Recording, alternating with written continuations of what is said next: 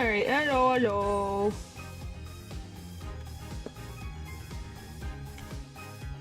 I love trying to figure out new water bottles. There we go.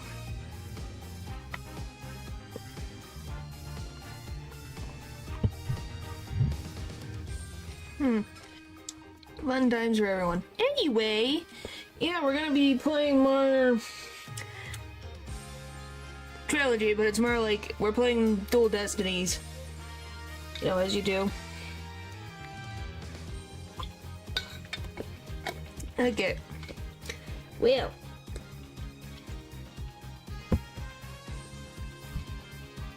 And my allergies have gone down, so I sound normal and don't feel like the Earth's pressure of gravity is upon me. Okay, October 25th, right? Anything agency? I forgot I'm wearing this. Sorry boss, I couldn't do it. You know, that little bit of advice you gave me, the worst of times are when lawyers have to force their biggest smiles. I don't know exactly what you meant, but there was no way I could force a smile in that courtroom today. Just glad you remembered that. But now, how about relaxing a little? Relax? Not gonna happen. Junie, she asked me to defend her because she believes in me. But I felt completely helpless. If it weren't for their confessions, I'd... But if this trial proceeds in the same manner and ends in the same way as the mock trial, would you not lose everything you've worked so hard to gain? Well, I'll just have to make sure that doesn't happen, then, won't I? No, I can't lose it all, not now. You okay, Athena? You're turning kind of pale. I can't just stand around here. I'm going to finish the investigation. Oh, I have to remember how to frickin'... What's Trucy's voice? It's somewhere. It's in there somewhere. I have to think about it. But it's in there. Can it wait? I just took a batch of freshly baked cookies out of my...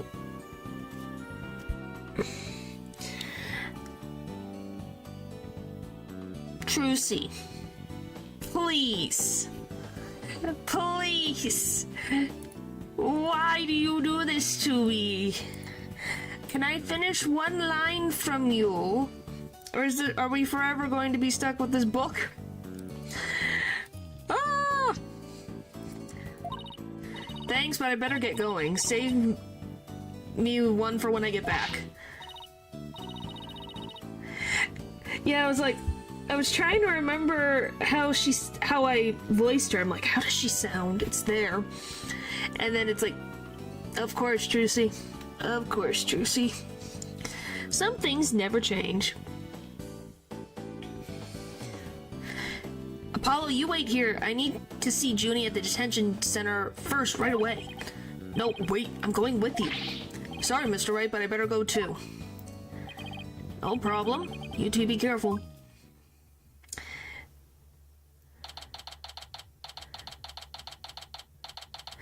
What does that mean? What does that mean? Why? Because I put him in a nice outfit? That he's in his, like, streetwear? What is that? What do you mean by that?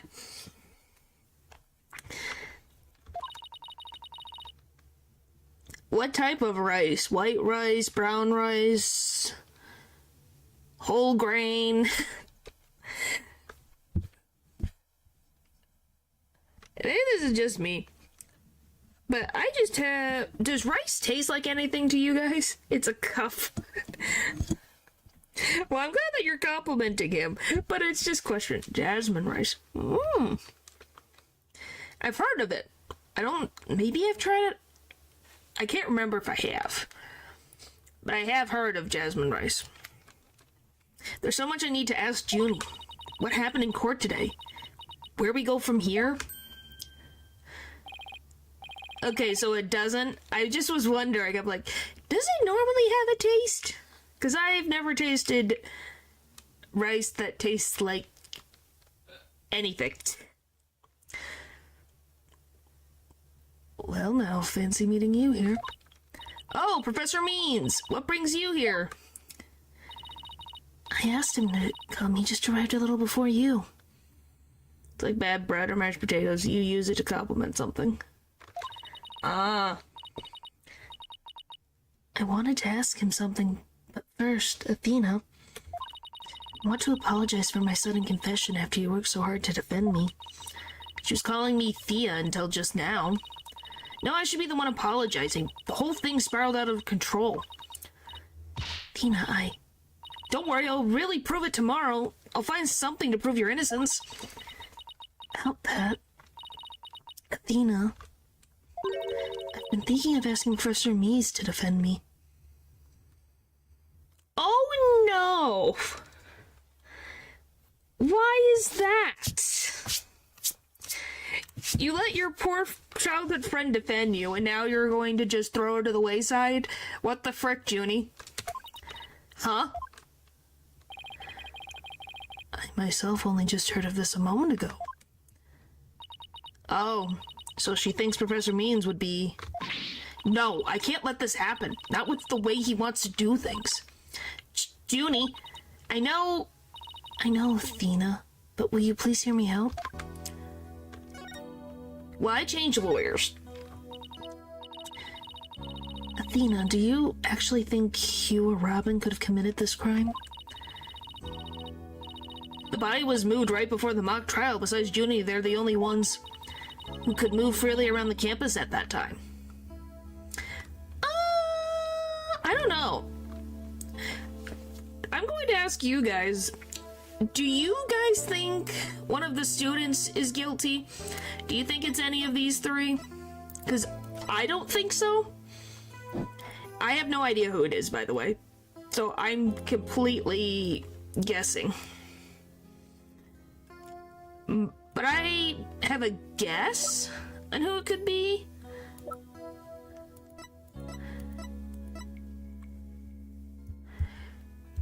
But yeah, I don't think it's any of these guys. He is really a she who would rather be an artist. You missed the last stream? So what happened pretty much is Blackwell was saying, okay, I'll just show you what we got. This was taken a couple minutes before the murder happened. Yeah, this picture was taken like 10 minutes before the murder happened. And you can kind of see the issue right now. We have Juniper here at school. Yeah, 10 minutes before the murder happened, this picture was taken. So the question becomes, if she didn't do it, who else was there at the time to be able to commit the crime? But yeah, 10 minutes. Not a big window. But I don't think Juniper did this. None of her friends either. I don't think so. I think it's Professor Means, if I had to guess. Because the ends justify the means. And if he can get... Since these three followed Professor Court's philosophy on... Yes, I know. Your count, you'll let me know. I won't forget. You'll let me know about Elden Ring. I won't forget. Anyway, just Professor Court's ideology is similar to Phoenix and the others of, you know, using evidence, testimony to find the truth and not through underhanded means. He's and justify the means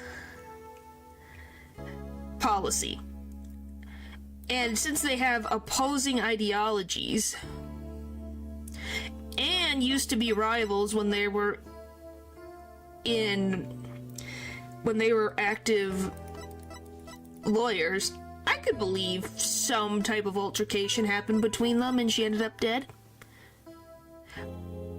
Because he's a teacher, so he would also have maybe be able to see the script.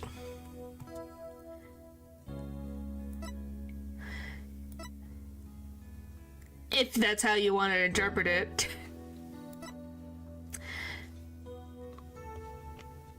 But yes, this is what I think. You didn't miss too much at the start. But yeah, that's what my guess is. Because a professor would have access to that type of information to make sure everything is good. If that makes sense. But once again, that's my hypothesis. There could be a completely random person we don't know about yet.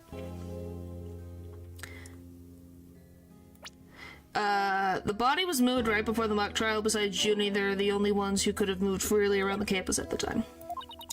Would make sense. I'm sorry, Junie, but at this point I can't rule them out. I was afraid you'd say that. Juniper is seeking a lawyer who can clear all three of their names. Only I am capable of such a feat. No. We have the famous Phoenix Wright on our side. We got the famous Apollo Justice on our side. We got the up-and-coming rookie, Athena Sykes. I could probably get Miles Edgeworth to do something.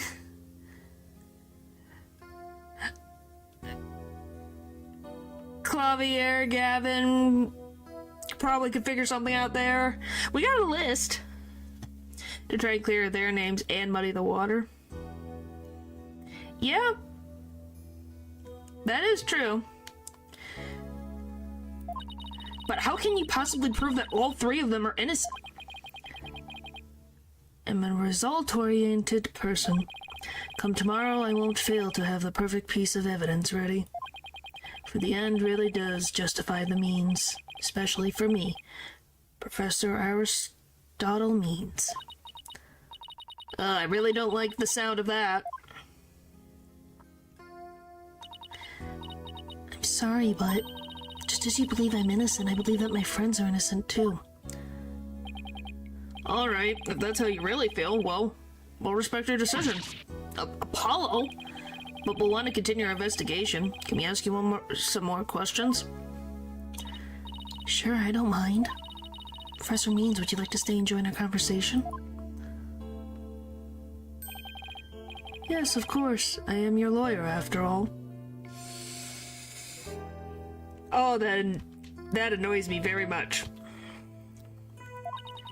There's that smile again. Why does it always creep me out? Because there's a lot of gum being seen. Why did you confess? About your confession, Junie, it's not true, is it? You just said what you did because Robin had confessed on the stand, didn't you? Yes, I wasn't thinking straight. All I knew was I had to help my friend. You mean because of that school rule? The one that says you can't graduate if you're convicted of a crime? Well, if we're gonna be honest, Robin wants to be an artist. Doesn't want to be a prosecutor anymore, so I don't know. I think that's why she didn't have an issue. She's like, well, I don't want to be a prosecutor anyway, so why not?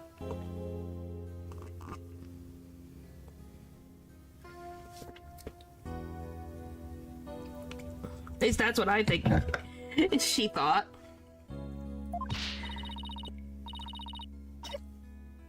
No, I didn't do it because of some rule. I did it because she's my friend. Oh no. Why is there discord in her voice again? Could it really be that friendship between the three of them is on the rocks?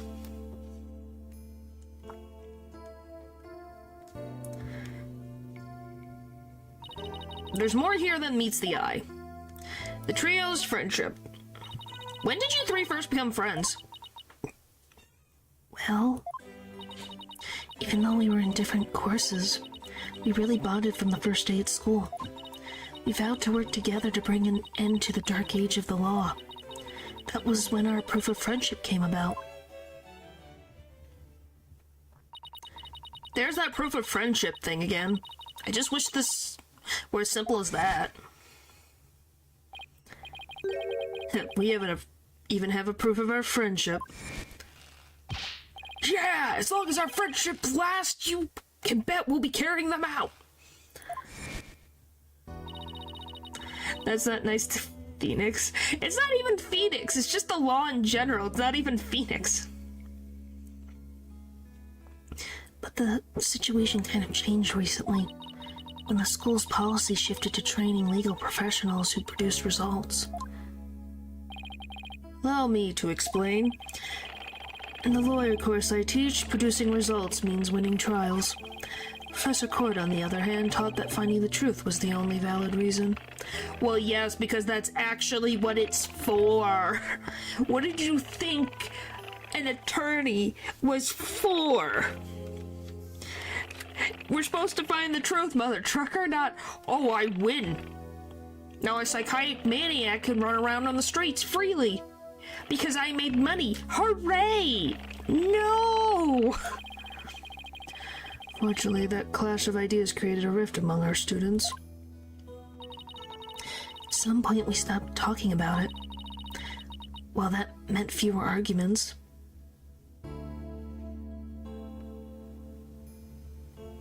Professor Credit W Court. Yeah. I agree. It also meant we couldn't be as frank and open with each other as we used to be.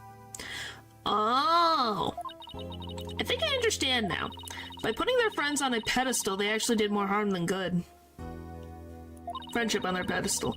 Seems the friendship between the three of them isn't as simple as I thought. Juniper, thank you for talking to us about this difficult subject. Yeah, thanks, Junie. Now, if you could tell us about the day of the murder. The day of the murder. Junie, you told us yesterday that you went home a little after 6 p.m. Was that a lie?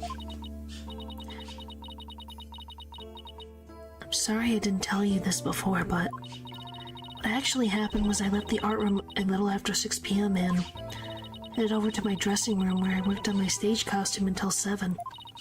That's it? You didn't go anywhere else? No, nowhere else. If that's really worried, then there would be no reason to lie in the first place. She's got to be hiding something else. Junie, do you remember this picture? Yes, but something's wrong here. Wrong? What's wrong? I took this picture around 6 p.m., which was before I left the art room. Well, that says 7 o'clock if my eyes are correct. So how the frick do you have 7 o'clock? Did you have daylight savings time?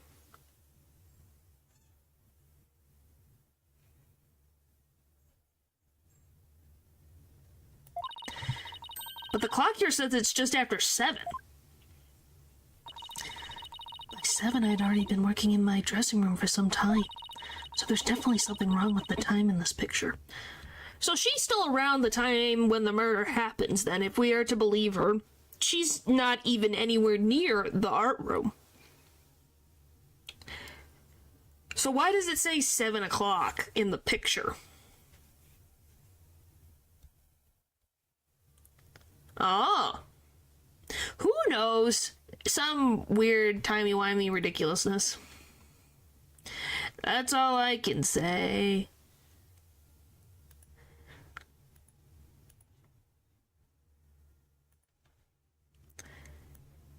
I'm just gonna make this slightly smaller. Like I said, I don't like daylight savings time to begin with. For smart people to know, well, yep, that's how we're gonna go with. So there's definitely something wrong with the time in this picture. Guess we better go check the art room. Okay, just one last question about the day of the murder. Which makes me wonder, did someone... what is it? It's depending on the time of year, the clock moves forward an hour or back an hour. And it was used back in the ye olden days for farmers to save on candles because the day shifting would make sure that they would be in daylight.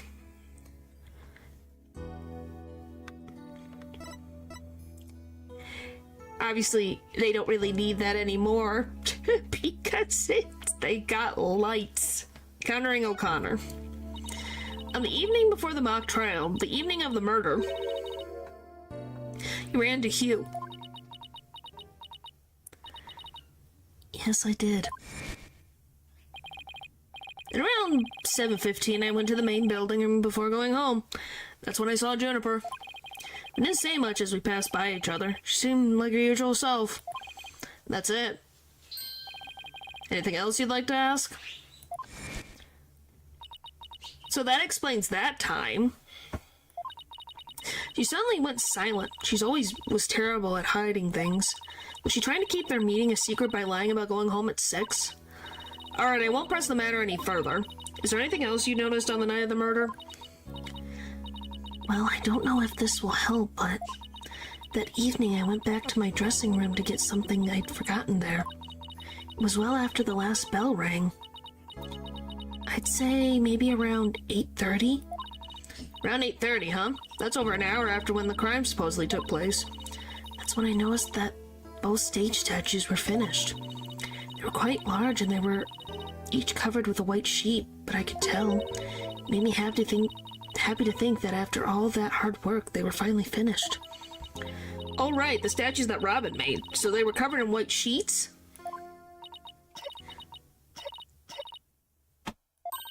Junie, are you okay? Sorry, I'm a little tired, that's all.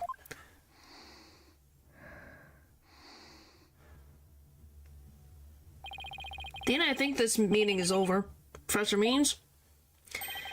We'll use any means possible to get the result I want in Juniper's case, but it will require considerable preparation, so I must be off. Hold it! I don't trust him. Junie, and Professor Means, I have a proposal. A proposal? Wait, this isn't another one of your crazy... By sundown today... Oh no.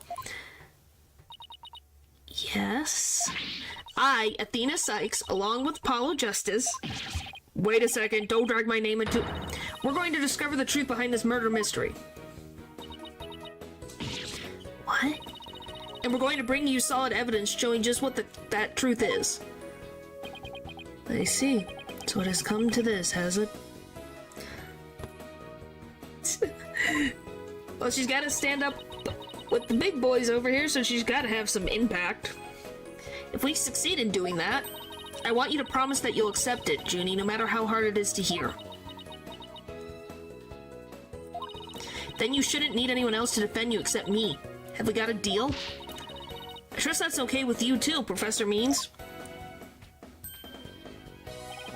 I have no objections as long as Juniper is satisfied with this arrangement. Which is true. It does matter what she thinks. Okay, but only if it's the real truth. I'm sorry to put you through this, Dina, but thank you.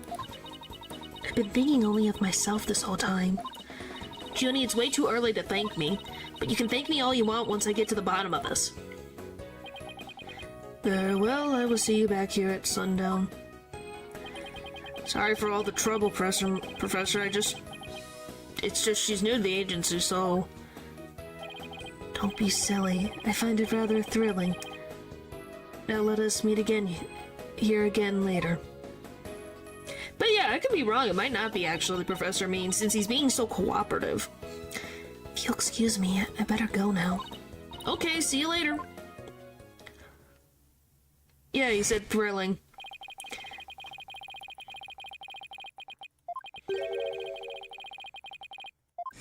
They love using that. This is no time to be thinking about that.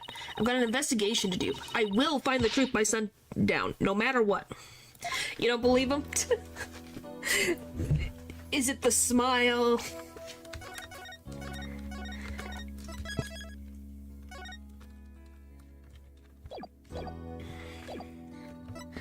Alright, let's go somewhere. I don't know where.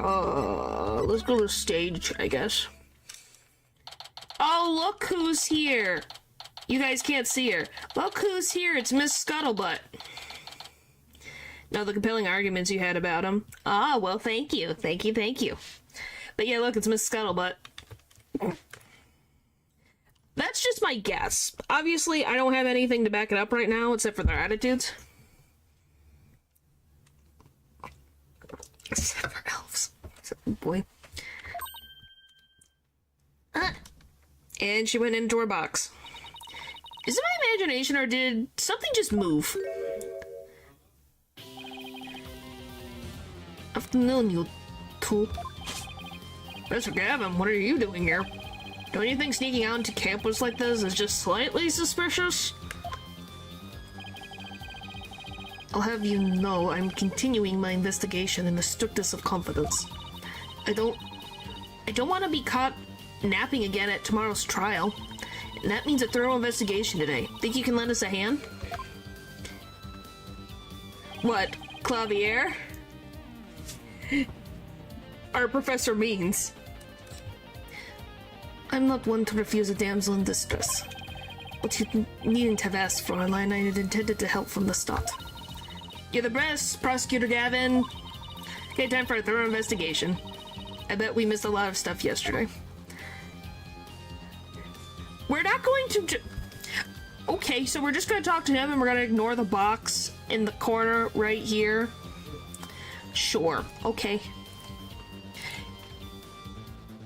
Oh, wanna know something interesting? I saw someone do a slight edit of his face. Because it does look slightly different than a sprite, which is interesting. Don't ask me why, they just edited his face slightly. And it looked a lot closer, like he's still pretty close to what his 2D sprite looks like, but it looked pretty good. I think they gave him like more fuller eyelashes like he has. Yeah, I think they needed to like, his face needed a little bit more shaping. Otherwise, I think they did really good on like his necklace looks really nice. His suit looks nice. I think just the face and the hair needed a little bit of sprucing up, if I had to say. But he does look pretty good, I would say. Alright, what do you have to say? Golly. The stage. Prosecutor Gavin, you were scheduled to perform at the school festival, weren't you?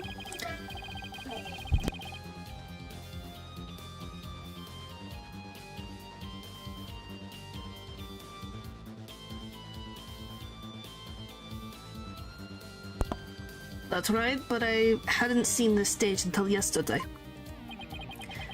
That backdrop with the starry sky and big crescent moon isn't half bad. We also had some tricks up our sleeves to make the concert really rock. Pyrotechnics, a folk machine, big banners, things like that. It would have looked like this. Oh, the plans from yesterday. What's that design on the banner there in the back? I know the scales are the school emblem, but what's with the number 6? It looks like it's in serious paint or something. No, that's a Magatama. Which, by the way, why does he have a Magatama necklace? We've never ever had an explanation of why he has that. Athena. Ixnay on the Isnay? That's the Gavanier's logo, floorline. Oh, and nice pig Latin there, forehead. Real smooth. What? Magatama? What I'm saying, or what he has on his necklace? Because it's supposed to be a G for the Gavaniers, but it looks like a Magatama. But they did it on purpose. Well, what I'm saying, Magatama. You know the yin-yang symbol? How do I explain this?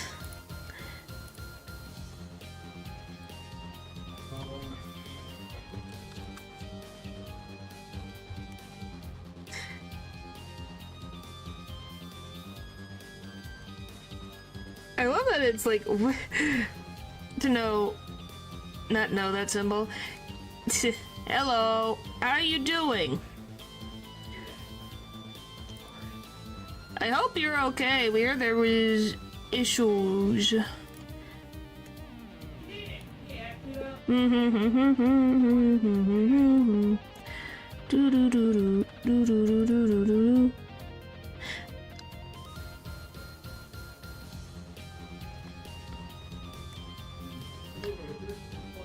Well, I'm glad that you're okay.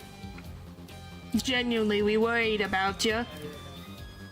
Alright, here, I'll show you what the Magatama is.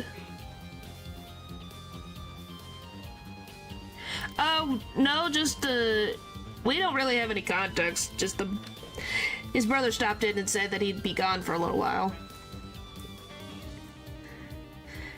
But yeah, this is the Magatama. Sorry for the white background, but that's all I have. This is the Magatama. This is a thing that helps with the... If you remember the Cyclops...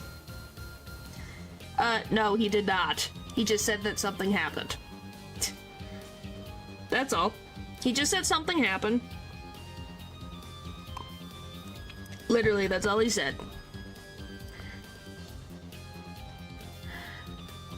But yeah, so this is the Magatama. It's, it is something that Mia... Not Mia. Is it Mia or Maya? One of them gave it to her. I think it was Maya gave it to him. Phoenix has one. So, you use that to... Where the frick is it? Blah, blah, blah, blah, blah, blah, blah, blah. There it is.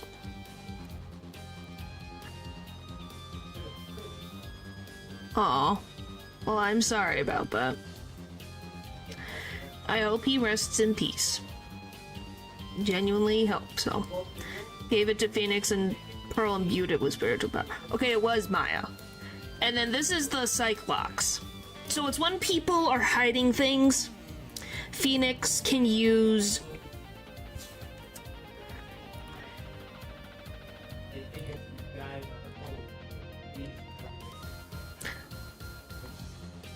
this to see the Cyclops. So see how many things that someone is hiding. Because every Cyclops is a secret. If that makes sense. So there's different clues that you're looking for that fit that mold.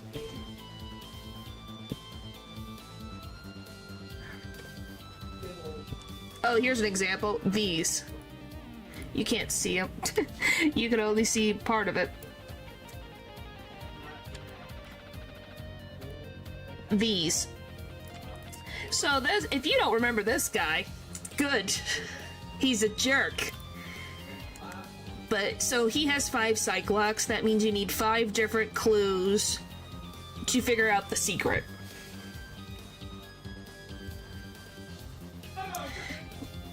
You still remember this guy? He's a trip, that's for sure. AKA, if you didn't know, he was the only client that actually was a bad guy for Phoenix. But yeah, that's what the Magatama is. And now, with that context in mind, you can see why I'm wondering why he has one. Because see, if I literally do this, they look the same.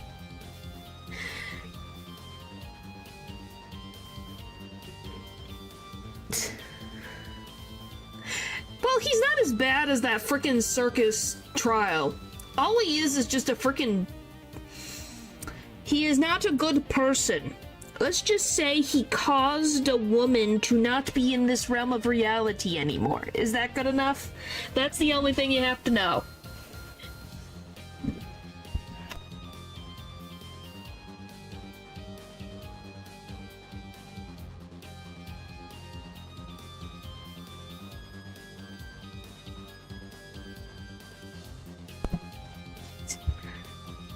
Yeah, we didn't at the time. But yeah, that's why I wanted to show what I mean, is that it looks similar. He's not French. He's not. He was an actor for the Steel Samurai. Well, one of the versions of the Steel Samurai. But yeah, this is what I wanted to show, is that it's weird that he literally has a logo that looks so similar to this, that is a big promising big thing in this franchise, but there's no connection. There's no actual connection. Nickel Samurai, thank you. He was part of the Steel Samurai series.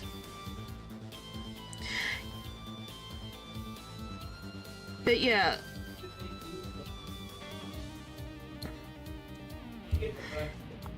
One Cordia, the victim for the case, was the Jimin I remember that. Point is, it was a whole thing.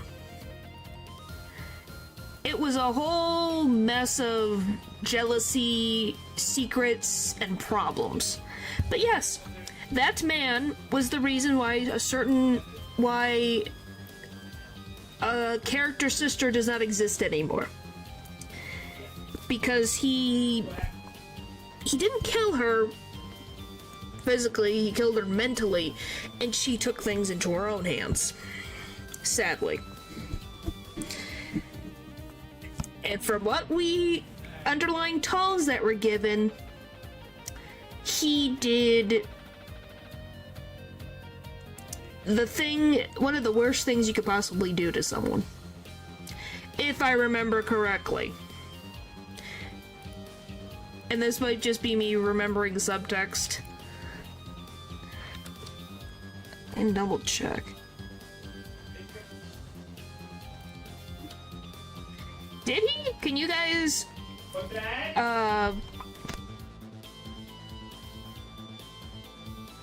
Are you being facetious? Paul, are you actually asking?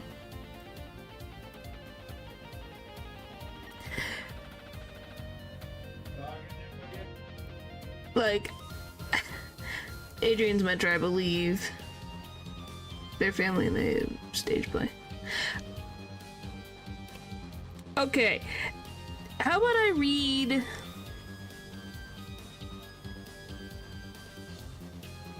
Okay, I'll just read it.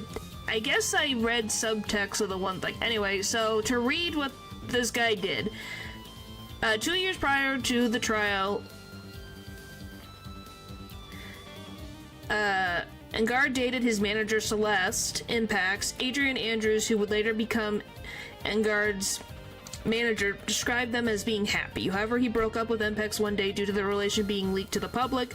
He later learned that his rival Juan Cordia was planning to marry her, knowing that it would hurt Cordia deeply. Engard confessed to his fierce rival that he had dated her first. Cordia called off the marriage, heartbroken again. Celeste Impact's game ended herself, allegedly leaving a note that was hidden by the man who found her body, Juan Cordia.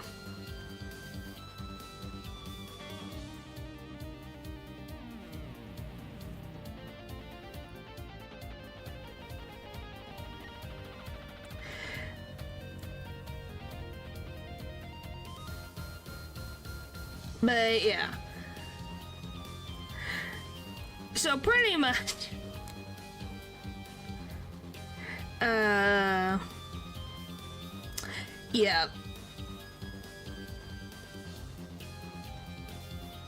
Yeah, he was a playboy who used his boy's charm and seemingly pleasant attitude to gain popularity with women. He justifies his actions by calling it just a game.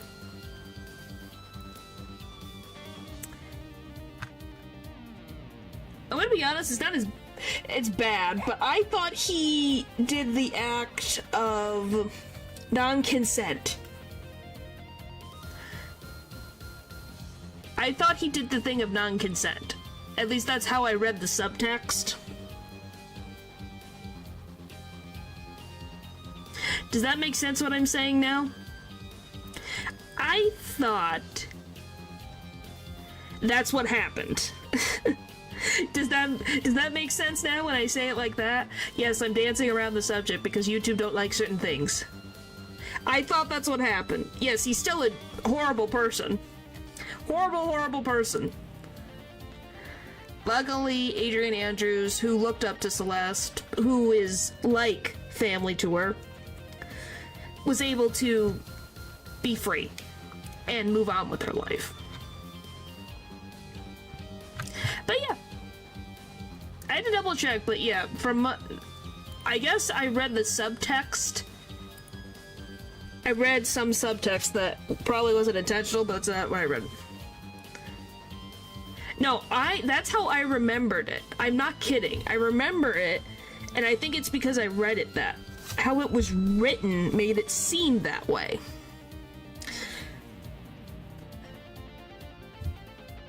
Either way, he's still a freaking horrible thing. What do you mean? The way that it was written and the way that it sounded of something happened, and then he revealed the truth to Jean Cordia, so he broke off the engagement. What do you mean? What do you mean?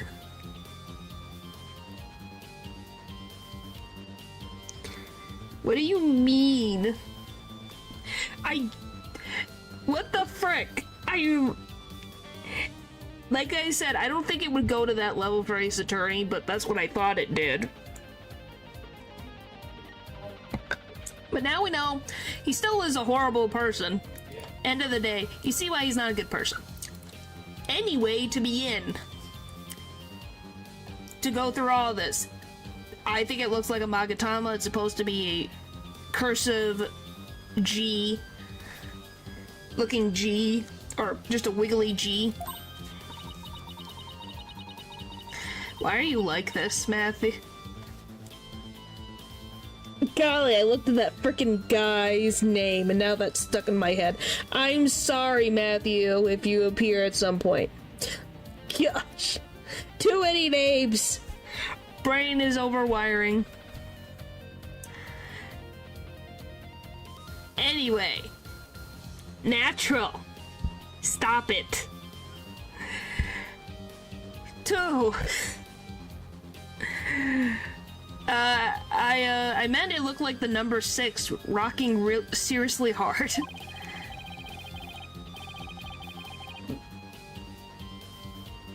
Well, yes, because Pearl was only like, what, 8? In that story? I think she was 6 to 8 years old, I think. Golly. Frickin' heck. Fräulein, it's G for Gaviniers, not a 6, but whatever floats your pretty boat. So where is this banner? I don't see it anywhere on stage. It was an important part of the show, but the school managed to misplace it somehow. That seems suspicious. It's a pity. We had it specially made from heavyweight, high-grade cloth. She was 9? My point is, it's still like, what the frick? Glad she stayed around. No, just the way you're wording things. Natural. Golly. A missing banner and 2 broken statues. There are mysteries aplenty to be solved, Joe. Come to think of it, one of the broken statues was of Prosecutor Gavin. The statues. As you can see here in the stage plans. Right here we have the statue of me. And right there, Rice statue. Do you love that he still calls to this frickin' day?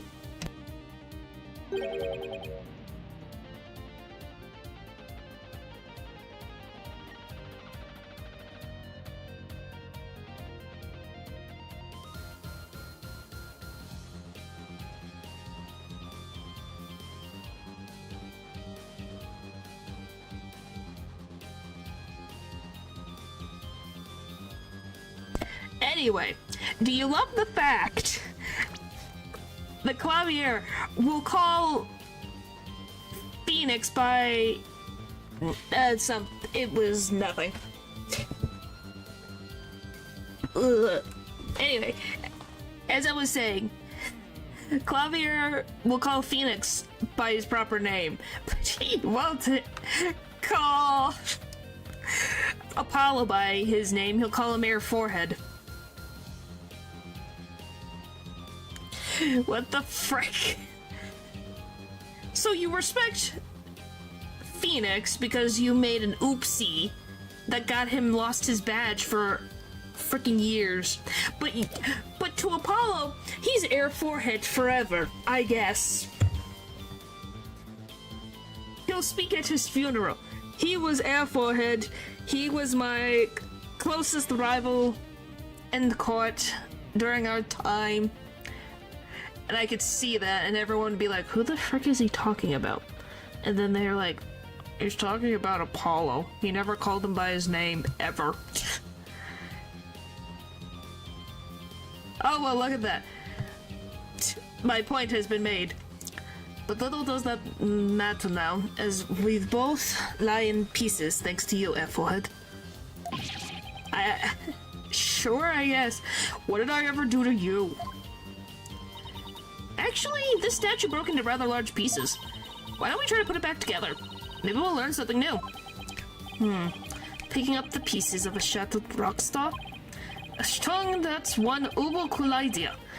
There might even be a song in there somewhere. Yay, let's do this! That looks like Chanel. That's probably not correct. So is this an investigation, or am I interrupting a German language club social event? Both. I don't know, this is fine for a rock concert, but the nighttime sky is a backdrop for a courtroom? Personally, I think it's breathtaking. Oh. When did you start talking? Personally, I think it's breathtaking. I mean, speaking the truth under a starry sky, don't you think it's romantic, darling? What, Chanel? Chanel? Chanel?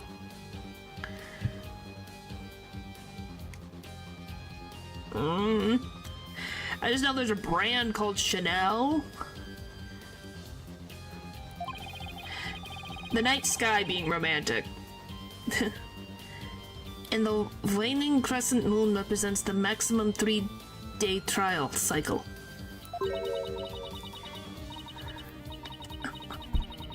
What do you mean? 3-day trials outdoors? No thanks. If it starts raining, my hair will be ruined. I thought we were going to fix these.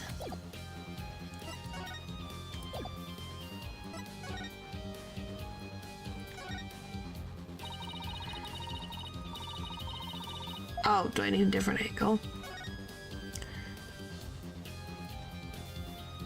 Oh, come on.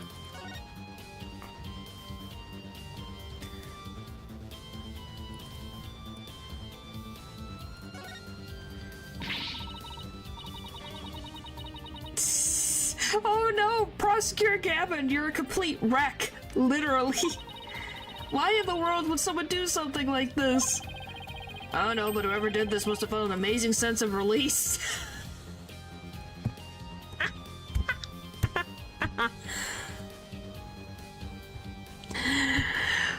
Oh, that's funny. Can I take that as a confession, Forehead? What? No. I feel bad for Robin. She worked so hard on these. Let's pick up the pieces for her. You got it. Let's check every corner of this stage, Thanja. Oh, go back. There's something on the floor. I saw it. Go back.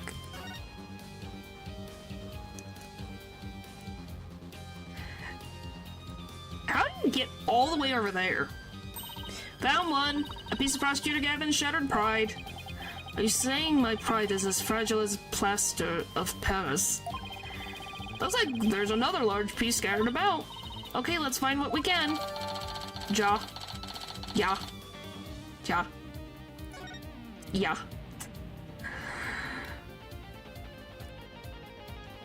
Okay, I don't think there's anything else. Yeah. Is this a piece? Then another piece of the statue. There should be still be more. Let's leave no stone unturned.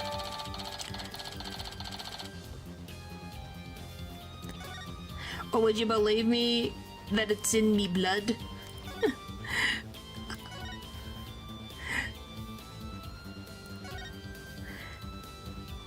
What do you mean sometimes?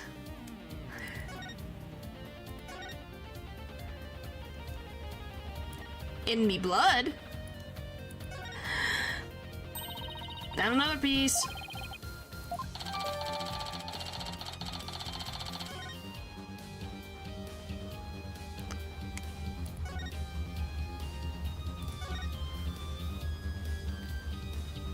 You're winning.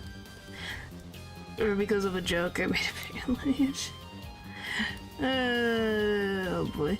I don't see any, like, are we going over here?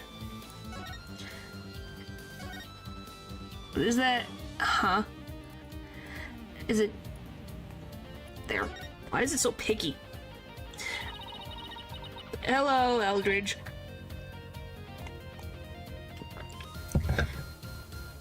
The other statue Robin made, it's been smashed to bits. If there were some larger pieces, we might be able to put this one back together too. Yeah, but all I can see are itty-bitty ones. I wonder what Mr. Wright would think. If he knew we put Prosecutor Gavin's statue back together but left his like this. Could always come back to it after the case is solved to help me fix it. Okay, do you see any more pieces, or am I, like, missing something? Because apparently we're missing more.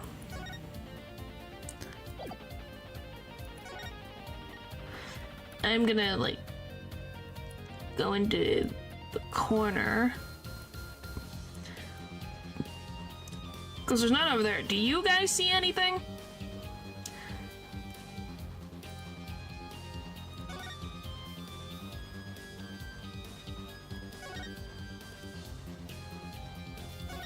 Because I don't see any other pieces.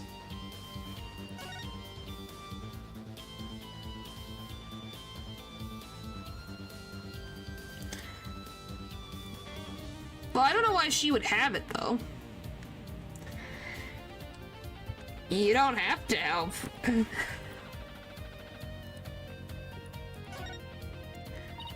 Wait, you don't think this weird box here is...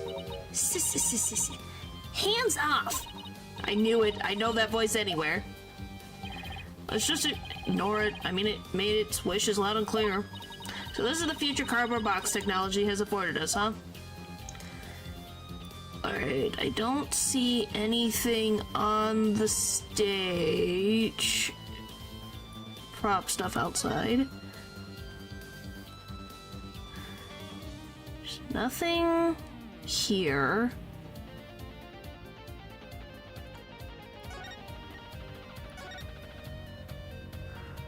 We got the one that was there.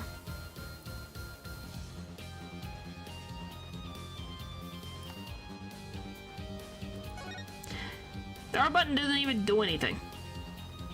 Do we just go up here now?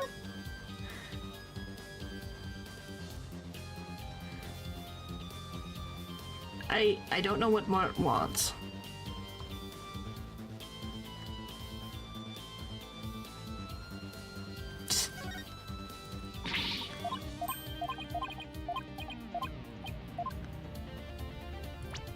Is there still more pieces?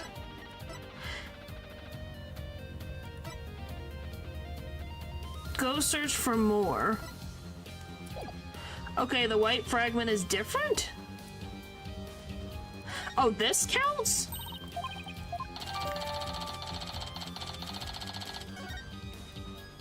Okay, I didn't know that one counted. Okay, so we have to pick up these pieces as copy of the school paper.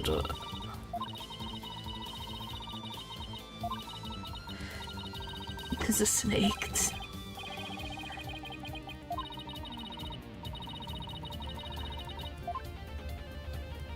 I wanted the pieces.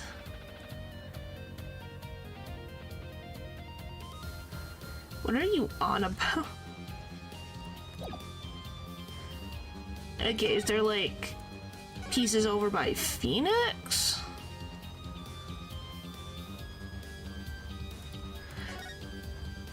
Oh, there we go. Finally. How did I get all the way over here? How is it in this many pieces? In this many directions? You got one over here, and then you had one over here. I think we're all we're going to find. Okay, let's get to where Prosecutor Gavin was shattered. I think he might want to reward that.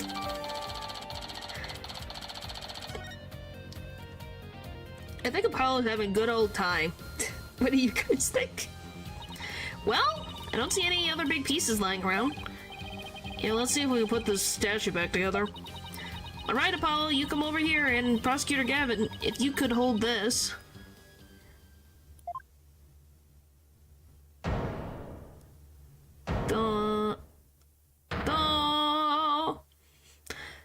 Robin did pretty good. That's pretty, accurate. We did it! Not bad if I say so myself. Yeah, but don't you think it's strange? We put the statue back together, but look. What's all... What? Golly. This... With all these leftover white pieces. These look like they go together. And this one, too. Athena, what do you think you're doing? Don't stop me now. The artist inside me wants to get out and have a good time. Never played. Oh!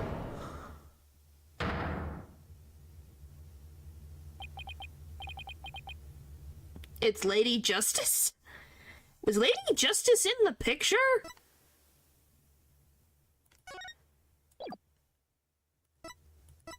Do we have a picture of the stage?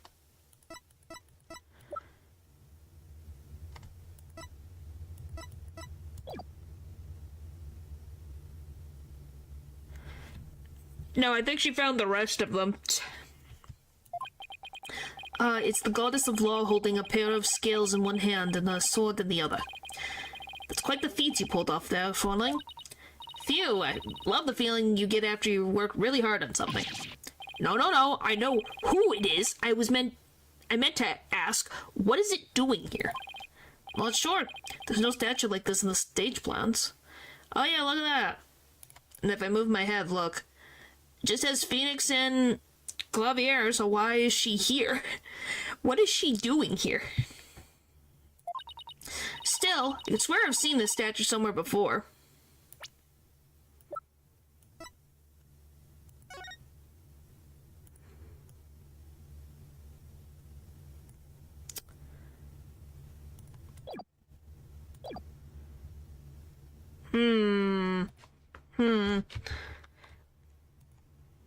Yeah, but it's weird that it wasn't in the plan, so why is it here?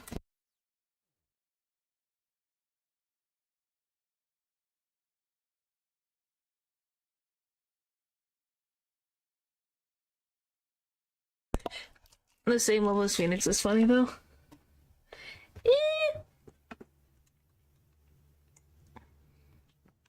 Well, he was considered the one who toppled the Phoenix for a little while. So, you know, him getting a little big-headed isn't shocking. You know? Lady Justice.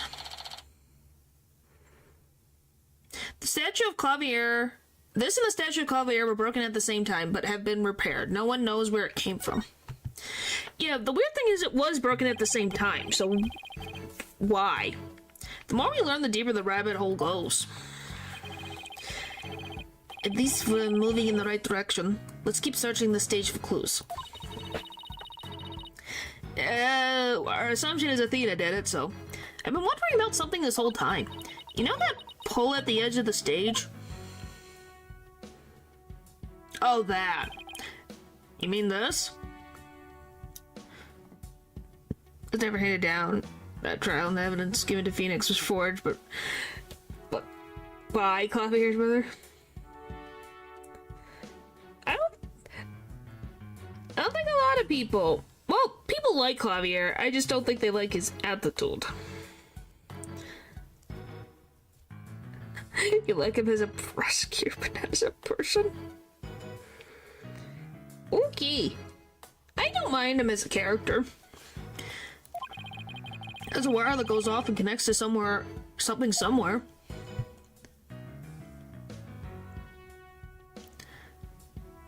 Oh, it's got the... Oh, look, it's the banners. Or one of them. Impressive building feat for an impressive school. Yeah, and these beautiful walls are like a big blank canvas. See, my shoe prints really leave distinct marks.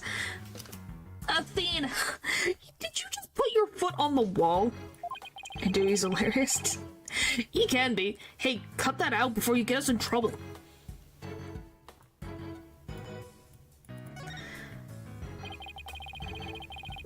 This wire is for hanging banners over the stage. One of the policemen who was here earlier was checking how it worked. Oh, so that's why the banner looks like it's out of place? The banners are hung and removed from the art room over there. That's the art room over there? As in the scene of the crime? Bingo, Fräulein. It's still crawling with cops, though. Hey! Anyone in the art room?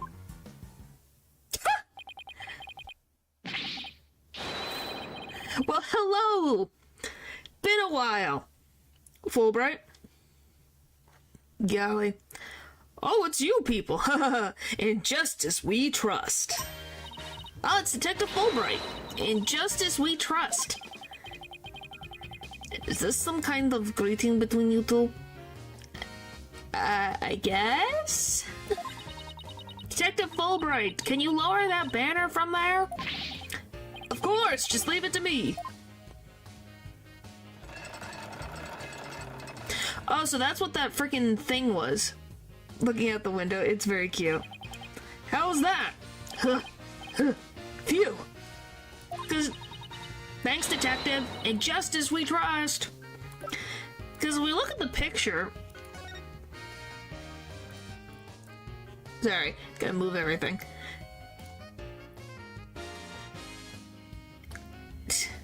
Oh, come on! Hey, Fulbright was smart enough to put in a freaking shock in Prosecutor Blackwell's handcuffs, so he's not completely stupid. I was wondering what this was for.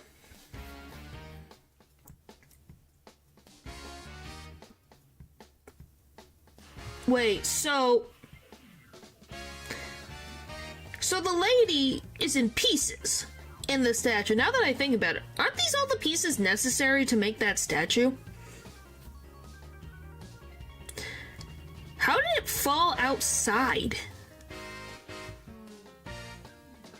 I just realized with this statue, it was like, oh my gosh, they made this weird statue that has all these pieces. Always glad to help. In justice we trust. Well, that was nice. So is that some kind of greeting between you two or not? It's just a thing. Well, looks like the banner's down now. Let's take a look.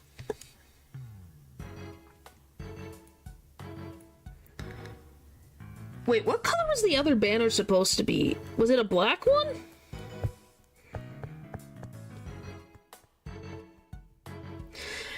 Do you think that they used the, I'm over here floating, sorry. Do you guys...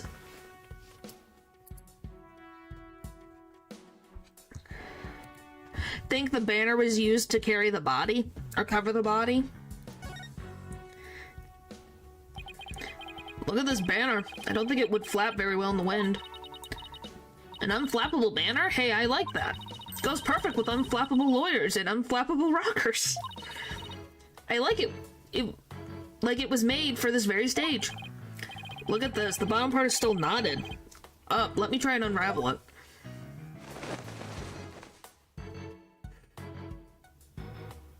Oh, there's blood.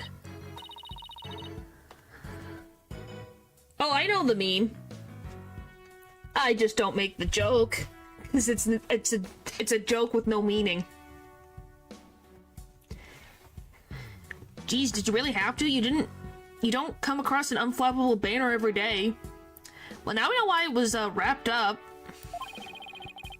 Athena, there are some things that you have to yield to forces beyond themselves. What a cruel world we live in. Oh! There was a scrap paper stuck inside. Hey, a scrap of paper was caught inside. It's blowing away. I got it. Yes! Great catch, huh? Because it's literally freaking everywhere. You can't avoid it. Looks like some kind of note. What does it say?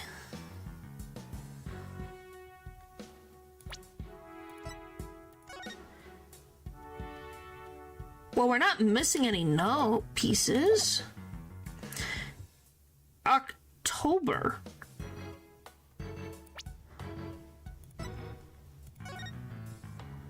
I don't think it ever says the dates in here. We know it's in October.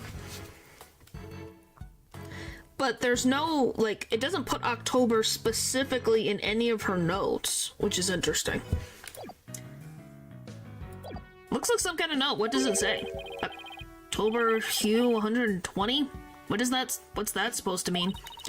Test score maybe? Pretty impressive when you consider that's 100% is a perfect score.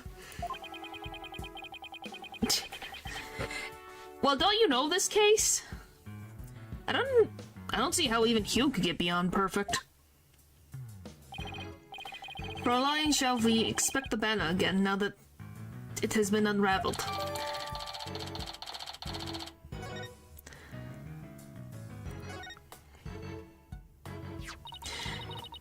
This is the emblem that's on Junie's uniform. School uniform. Hey, you're right. Wait a sec. It's hard to see against the red material, but look. There's a dark stain here, just under the emblem. Okay, I just was wondering. Which, by the way, Natural, did you play the investigations games? The Miles Edgeworth investigations? Oh my gosh, what do you mean? I've done nothing. I was attached to Athena this entire time. I can't do anything without the character that I'm attached to moving themselves in this game. Not yet, just was curious. This banner was on a wire connected to the art room. Yes, we will get there eventually, Pupper. I promise. They will happen after we finish this. Right in the art room is where the murder occurred. Are you thinking what I'm thinking? The stain must be from the victim's blood.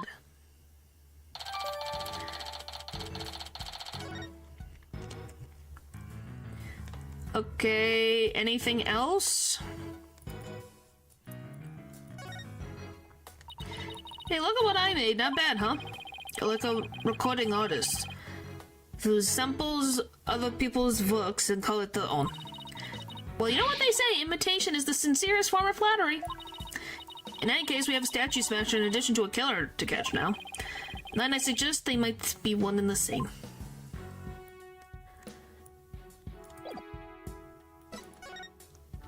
Okay.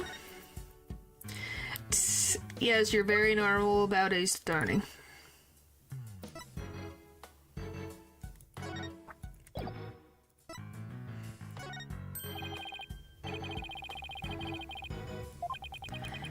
No matter what you present, it would be impossible for it to be more persuasive than yep. Okay, we're flirting now. Sure, buddy.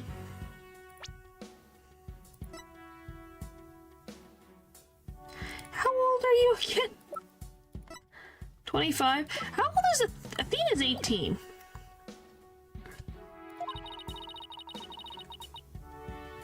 Okay, Natural. But you didn't need to share that with the class.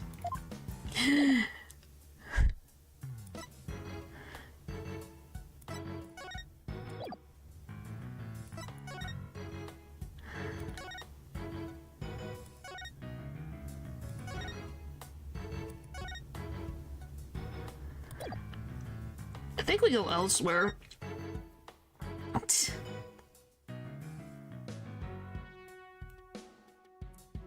I don't need to know. I don't want to know. Hey, no one here.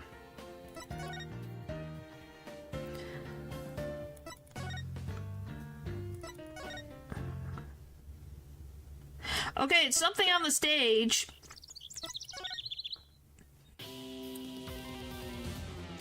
What the frick am I supposed to do?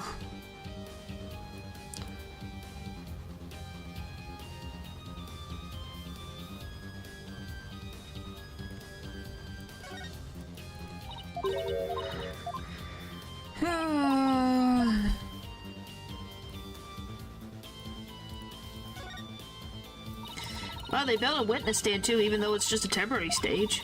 Oh, but I think they're still working on it. Let's see what this notice says.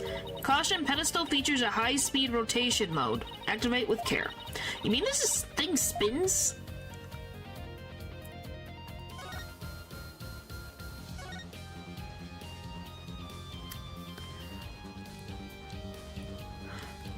Oh, it's not even a full statue. It just sits on the stand. Huh. This statue doesn't look anything like you or Mr. Wright. The goddess bearing scales and the sword. She's a symbol of fairness and strength. But she and her symbols are shadowed along with the statues of you and Mr. Wright. Because rock concert, I guess? This is a direct challenge to the rule of law. Well, if they want to fight, they got one. Whoa, take it down a notch, Tiger. Let's save the fighting for when we find our culprit. There we go. Phew, that was a whole lot of poking around in such a short time. Does that mean you're satisfied? Actually, there was one more thing I wanted to check out. See that metal fence back there? There's just one segment, so it seems out of place. It looks like they were in the process of removing them after the stage was set up. But they were never able to finish on account of the murder.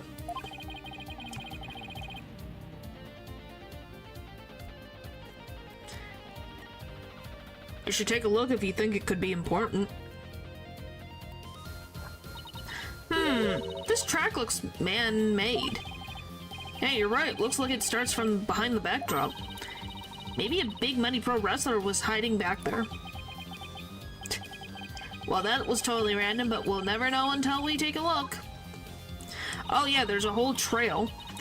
Huh, it looks like something was being dragged through here, and this is where it started. Do you think this is where the frickin' body was?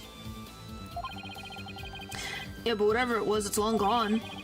Must have been pretty heavy. Perhaps it wasn't used in setting up the school festival.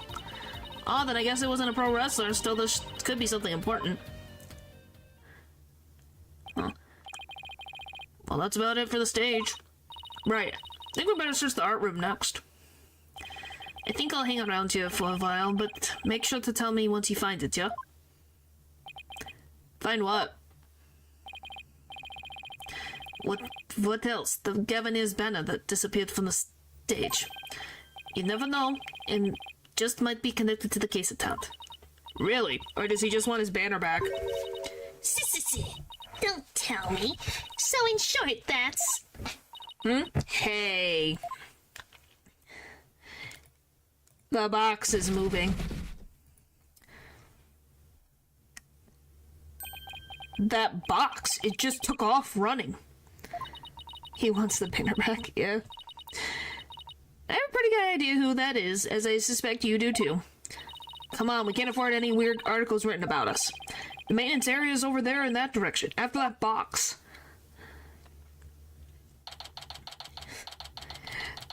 Oh boy.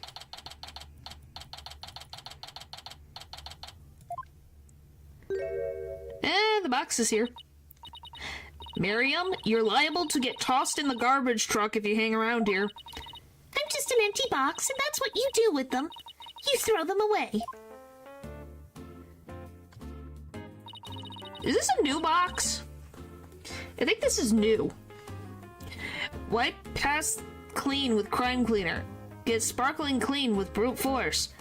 Danger. Toxic.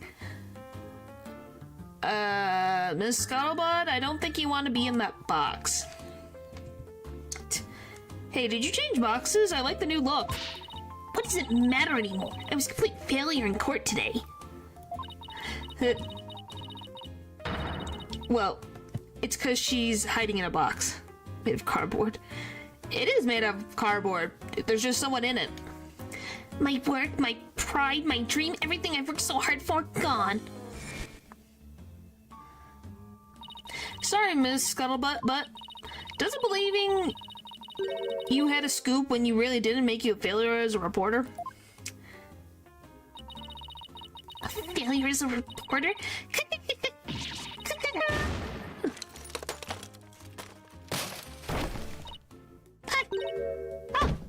There we go. Come to think of it, calling her a failure as a reporter might have been a bit extreme.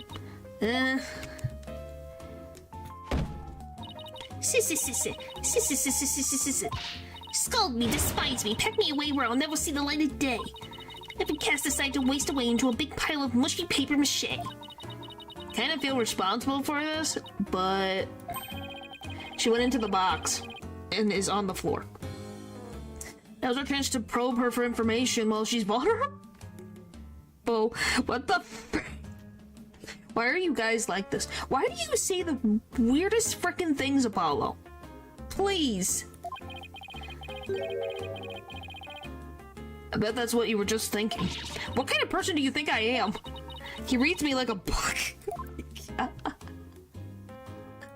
These two, stop. Scuttling Scuttlebutt. It was you on the stage earlier, wasn't it? Why'd you run off like that?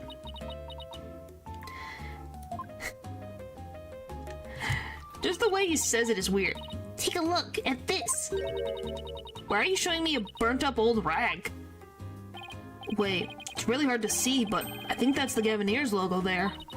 So this is the banner that disappeared? It's all burned up. So they wrapped the body in this in the banner and then burned it. Yeah, she's back. An opportunity. Yeah, but the way you said it was a little weird. Don't look at me, I just happened to find it in the incinerator. Incinerator? Did Blackwell actually make good on his threat to burn her box? We should probably try to find out whether someone tried to destroy this on purpose. Yeah, this banner is sounding less and less unrelated to our case, Apollo.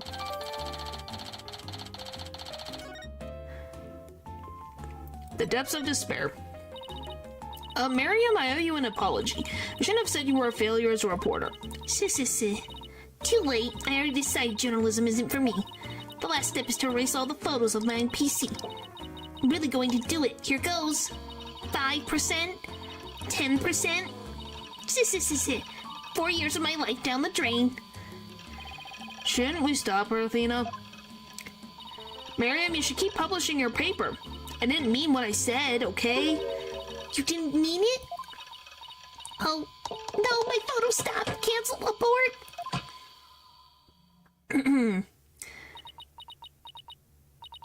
Did you stop it in time? Deletion progress. 99% complete. There's only 2 pictures left. What are you going to do now, Athena? You owe it to her to make this right. I know. Your photo technique. Don't worry, Miriam. Your photos may be gone, but the memory of your photographic genius will live on forever in our hearts. Oh, Athena, that was cringeworthy. You're making Apollo say the word cringe. Heavens to Betsy's, the world is ending. Holy molies. Write it in the paper, folks. I've never thought I'd see the day. Hey, Miriam, check this out. I took some amazing photos of the 3 of them. I'm sure they really appreciated it.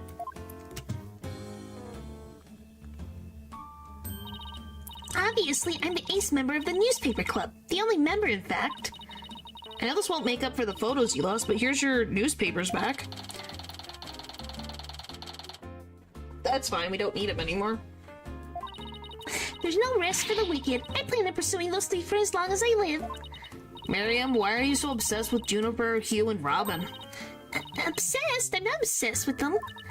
It's just they were so close ever since their freshman year. So, well... Athena, are you thinking what I'm thinking? Yeah, I think that's the only explanation.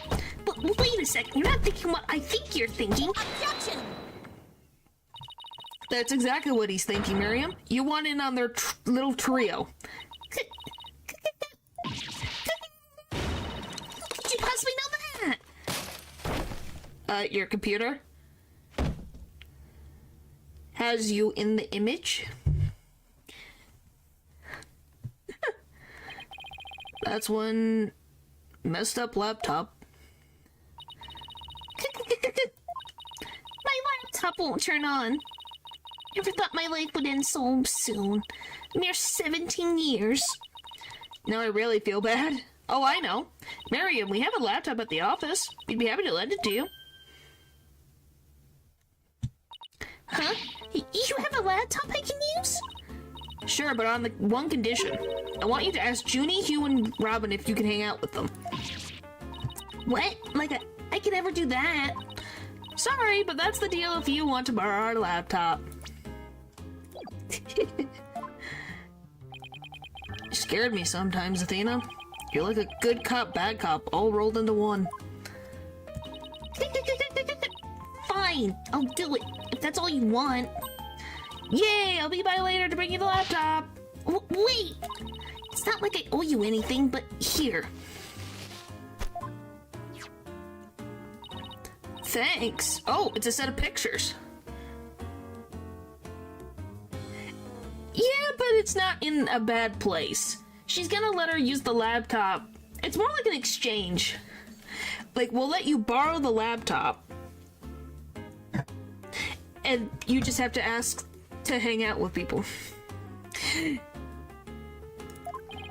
Looks like they're setting up the stage. Which was at 6:03 p.m.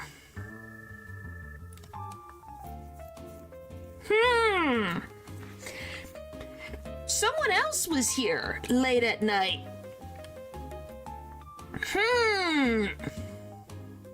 And also whoever the...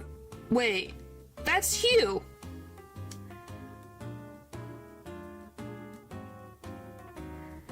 Why the frick is Hugh using a frickin' construction vehicle? He's a student.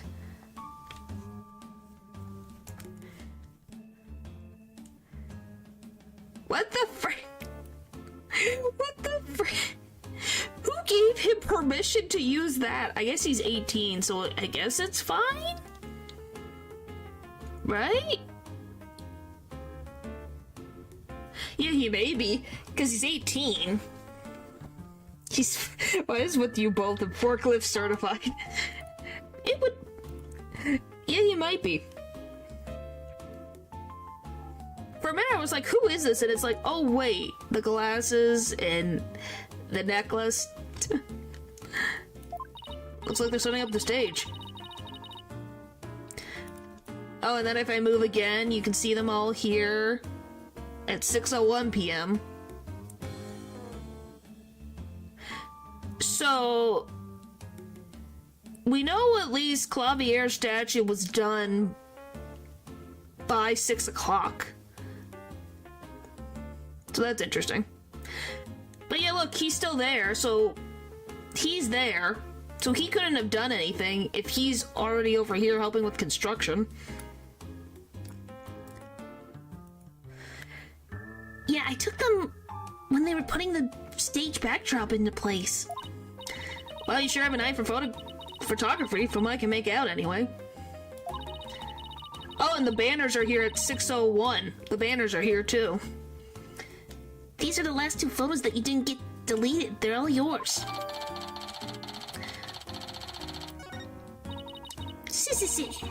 We'll see you around, scary little lawyer lady. What a nickname. I want to look at those again. So at 6:01 p.m., we have Hugh in using the crane to bring in the backdrop, and Robin's working on Phoenix's statue. Is that a compliment? I hope that's a compliment. But yeah, the paper mache. So she was working on this at the time while they were putting the backdrop in. And both of the banners are here. And Clavier's statue's already done. And then at 6:03, all three of them are here. You find both endearing in their own way. Yeah. I just hope that she just asked to hang out with them and not be weird. You know, and taking pictures of them randomly. But yeah, so they were all together around 6 o'clock. I wonder. Because the art room is here or here? One of the two. We can't see it. But interesting. That's really impressive, Athena. What's next? Well, I'd like to talk to Hugh or Robin if possible. Okay, let's walk around and see if we can find them.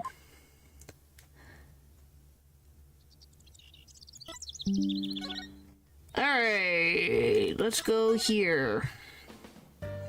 Nope. Okay, then what about the hallway? There we go. There's gonna be one of them. Let's save so we don't have to go through all that trouble. Again, just in case of a misclick. Hey, that's Hugh over there. Hugh, we wanted a word with you if you don't mind.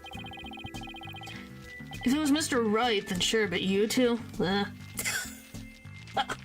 Oh, wow. Thanks, buddy. He's such a charmer, right, guys? This is who I want to defend me in court. Yep. Great. I knew it. There's a hint of discord in Hugh's voice. I'm not getting off this easily. After all, you're a possible suspect, plus you actually confessed in court. Whatever, so what do you want from me? Yes, he does. He has a crush on Juniper. But make it brief. I don't have a lot of time, and I assume you don't either. Oh, he doesn't? I thought he was going to confess. What was he going to confess then to her? Well, if we're basing it, I guess we just, maybe we assumed that because of this. Maybe he doesn't. Okay, there we go. Why did you confess? At least based on the thing, whoever won the mock trial was going to be able to confess their feelings to Juniper. The music to calm my nerves from turning on the PC. Huh. Okay, so it's not romantic. Interesting. So about your confession today, you weren't serious about that, were you?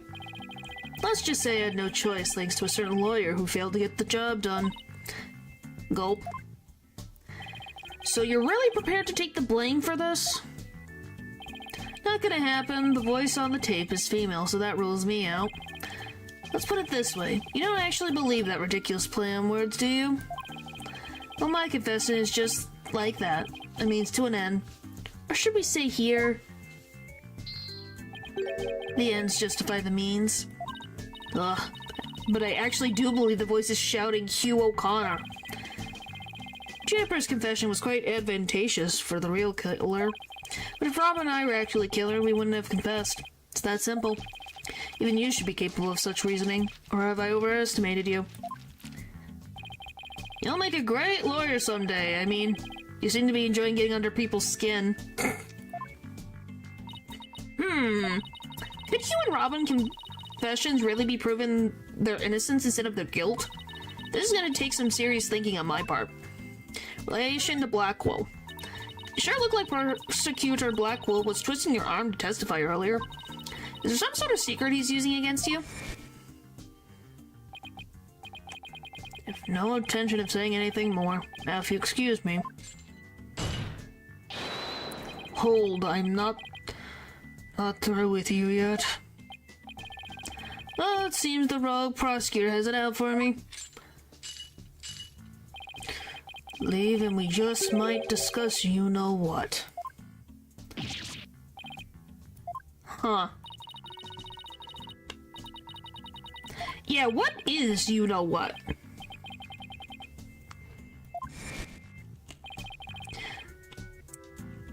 Really are a rank amateur. Even if they were true, you'd think I'd open up to you? So he's not denying it. That secret might be causing the discord in his voice. Then again, we have the same problem with Junie and Robin. You're just wasting your time and mine. Next question. Court's planner. About the meeting with Professor Court on the 23rd, why did she want to see you? I have no intention of telling you. You'll have to force it out of me. Any way you can. Ugh. Professor Mean strikes again. Then again, Hugh is in the lawyer course. But didn't Professor Court used to say that the only good result is the truth? So why don't you just drop this whole charade and just tell me the truth? The truth. How can you be so sure it will help you solve this case? Juice isn't necessarily your friend, nor Juniper's for that matter. No, you're wrong. I don't care what anyone says. I'm going to defend Junie the right way, using the truth. Good on you, Athena. That's the only way to honor Junie's wishes and Professor Court's memory. I see you very well, Miss Sykes. I'll testify tomorrow about the truth you're so interested in. You? But...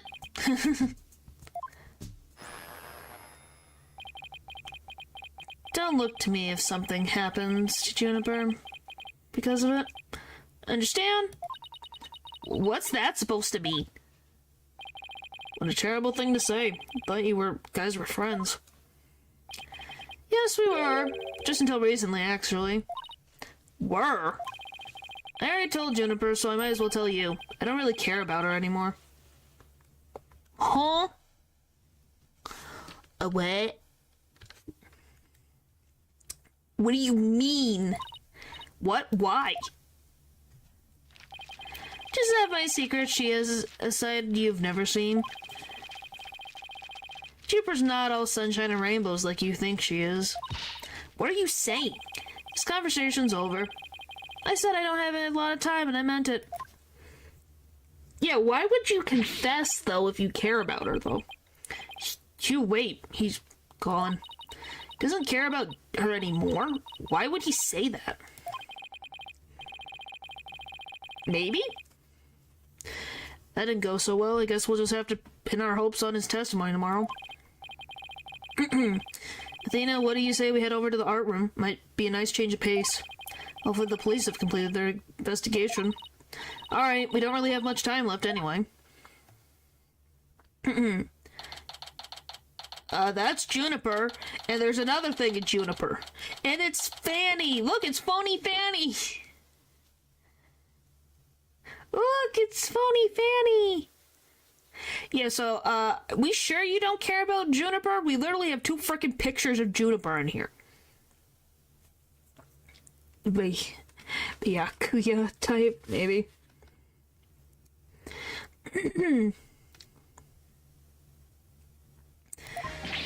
Ha ha ha, why, if it isn't my little lawyer friends again. Thanks again for lowering the school banner for us earlier. Don't mention it. Helping those in need is what my brand of justice is all about. Right, so this art room was where the murder actually occurred? That's right, you can't see it with the naked eye, but there's blood on the floor. The area roped off in the middle of the room marks the spot. The police investigation is done, so if you want to look around, knock yourselves out. Oh, oh, that's a pretty good amount of blood. Holy frick, that's a good amount of blood. I want to look at this. A mock trial script on the floor and a nearby envelope marked used. I wonder if Miriam's script was ever really inside that envelope. Let's see here. By Miriam Scuttlebutt. and the title is Rogue and Noir, Crimson, Black, and Dark Judgment. I wouldn't take part in that mock trial if she begged me. Says there are special rules allowing the payment of bribes while court is adjourned. Oh, and you can bring in up to $3 worth of fabricated evidence. It also says, welcome to the darkest mock trial ever, where the ends justify the means. Prosecution claims that this is the script that was supposed to have been used. But the scripts were selected by Professor Cord, considering how much she valued the truth. I seriously doubt she picked a script entitled Crimson, Blood, and Dark Judgment. Wow, you have that title memorized already? Yeah, I don't believe she would have picked that one. Do you guys think so? Too? That seems a little on the nose. Goodness. Kinda looks like there's a prosecutor's badge on the top of the statue. Son, if you look really close, another strange, difficult to understand work of art. Oh look, it has a title. Guilty, guilty, guilty. Huh, real creative. Art. Either it's too abstract to understand, or as subtle as a sledgehammer. You're not wrong!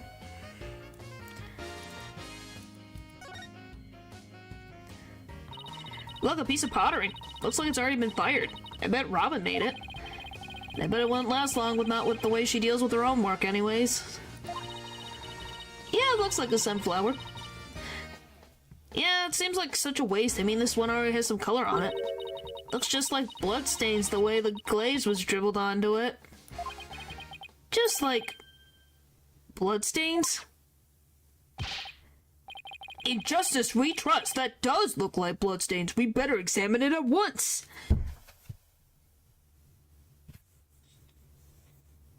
Fulbright. Buddy. Pal. Guy who keeps Black Quill under control. How did you miss this? How? You can't tell me, oh, well, it's pottery, so it can look kind of like... You had a frickin' murder scene. Check everything. Everything. Goodness.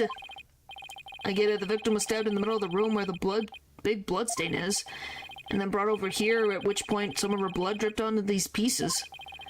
That means the body very well could have dropped from this window. In the mock trial script, the body was dropped onto a mat. Then a ball cart was used to move it over to the stage. It's just under the sunflower. Huh.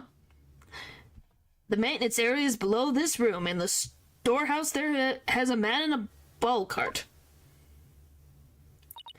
So even the moving of the body was carried out just like in the script. Kosher has a thing for Junie's script. Well, what did you expect? That's why we suspected the defendant in the first place. Well, you're wrong, and I'm going to prove it in court.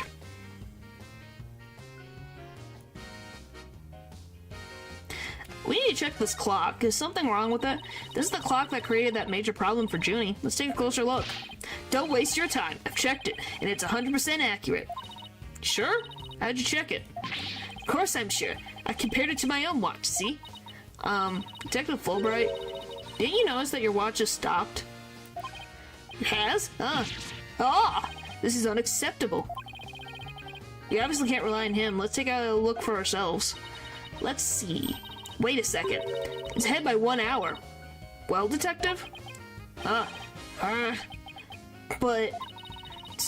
clock must have also been an hour ahead when this photo was taken. There we go.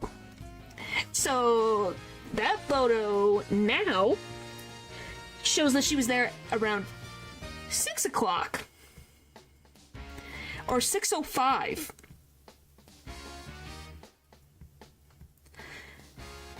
So, buddy, how can she commit the crime if this was an hour ago? Yes. If so, that would fit perfectly with Junie's testimony. Prosecutor Blackwell won't like this. I almost feel sorry for the detective. Almost. Yeah. Usually in this franchise, it's always a little silly. You can at least pretend to feel sorry by wiping that big grin off your face. Wait just 1 minute. This clock is an hour ahead right now, sure. But what proof do you have that it was running ahead on the day of the crime?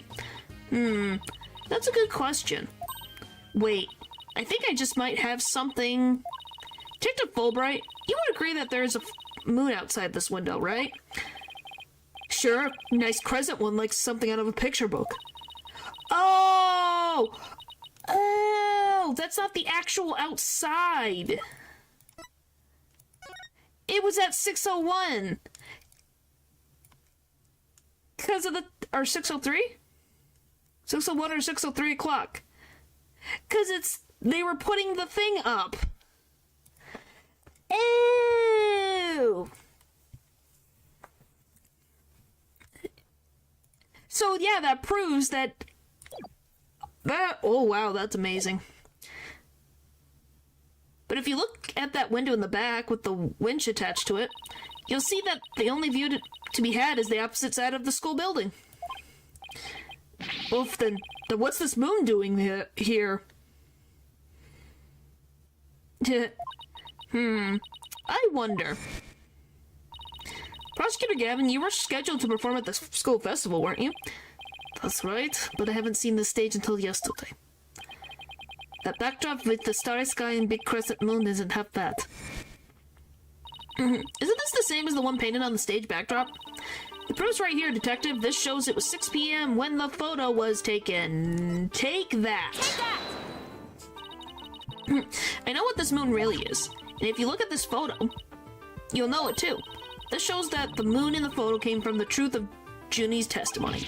What? Where? Where does it show that? If you look right here, it will all become clear. It's this. Take that!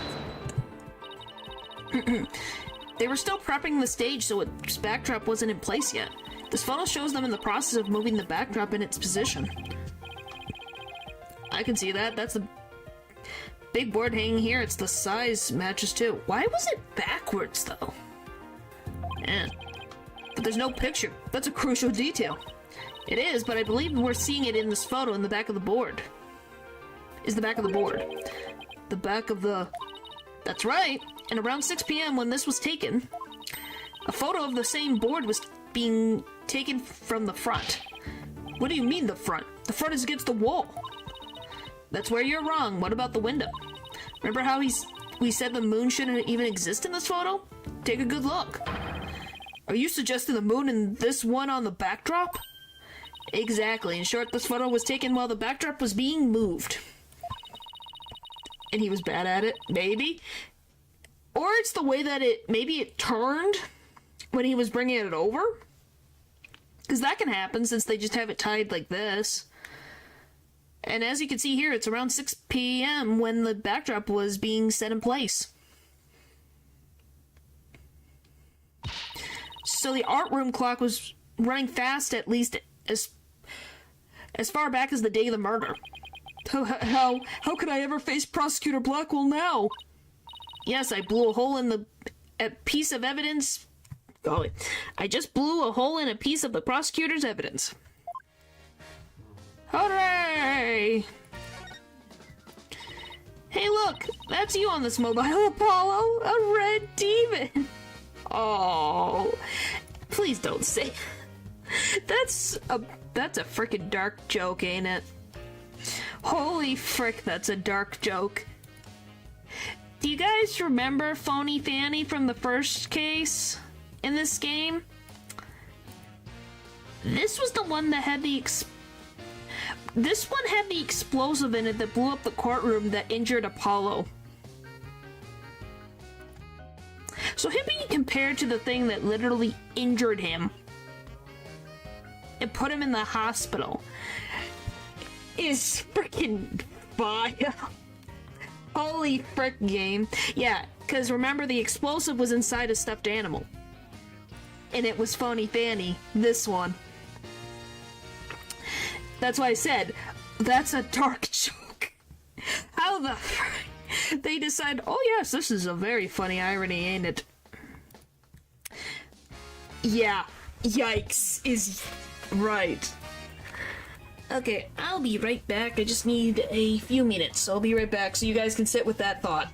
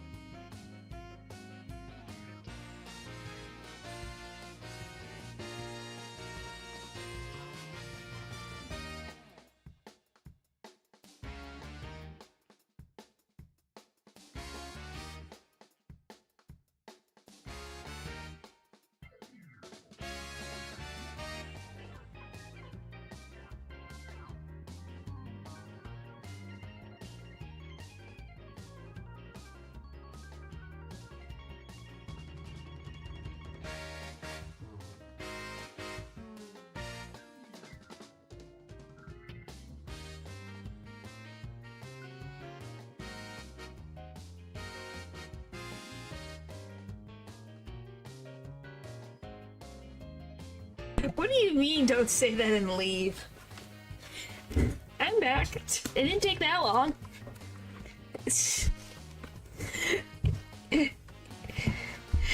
Well, you had to live with the revelation now. You see why it's not flattering? It's not a compliment. It's like, holy frick, game. What the frick?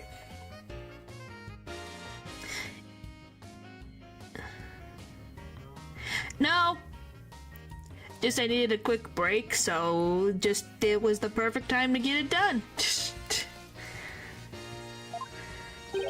Red demon, more like a snake curled around a brush to me. No. See the antenna and the yellow spots on his back? Anyone could tell it's a ladybug. You remember that? He's fine. He's alive.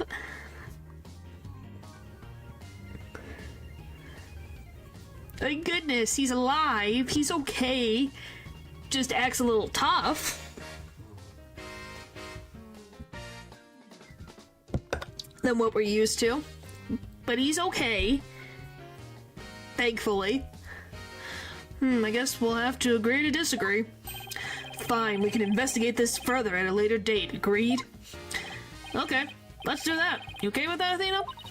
I really regret bringing this up. And I will probably regret bringing this up. What is this random smudge? Hey, it's gone. Remember that really strange statue in the school camera photo?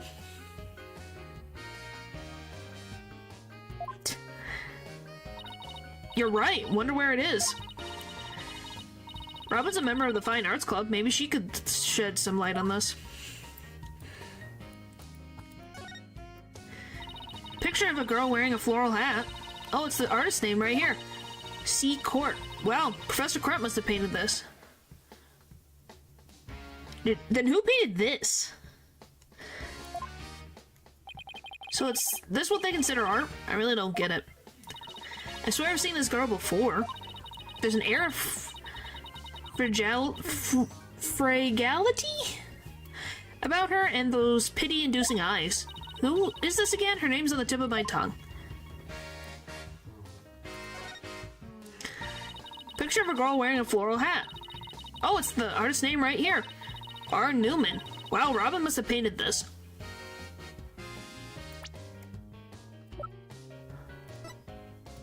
Huh. I know it's fragile. Fragility? You know what I meant. I couldn't figure out how it is said. Hey, frickin' Robin is very talented. Can make a bunch of pottery, but they can make this pretty art. Golly. Is this Juniper? The clothes are different, but... Oh look, there's a piece of paper stuck to the back. Let's see what it says. Completely lacks Professor Court's artistry. Must keep practicing. Robin.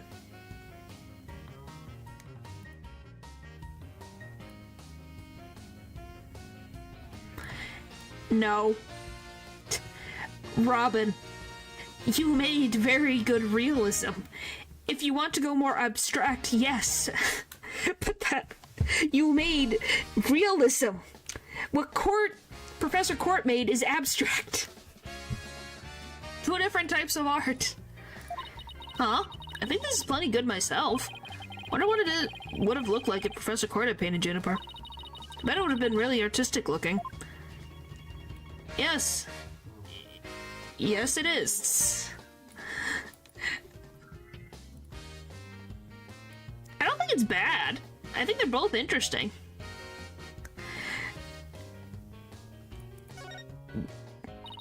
There's a paint palette here. No surprise there, considering this is the art room.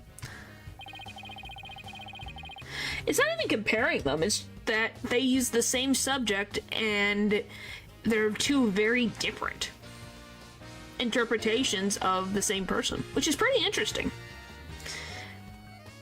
But yeah, that's why I'm like, they're in two different realms of... They're two different genres of art. Robin shouldn't be comparing her realism with abstract.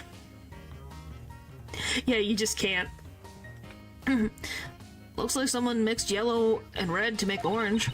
I prefer yellow, you on the other hand are way too red. What's that supposed to mean? I think this is saying that the two of us have to work together to solve this case. Oh, what if this is Professor Court sending us a message from beyond the grave? What about the blob right next to it, the one with the red and green? Maybe she's implying that you need more delicious greens in your diet? Are you saying Professor Court is watching over our dietary habits from the pearly gates? Who knows?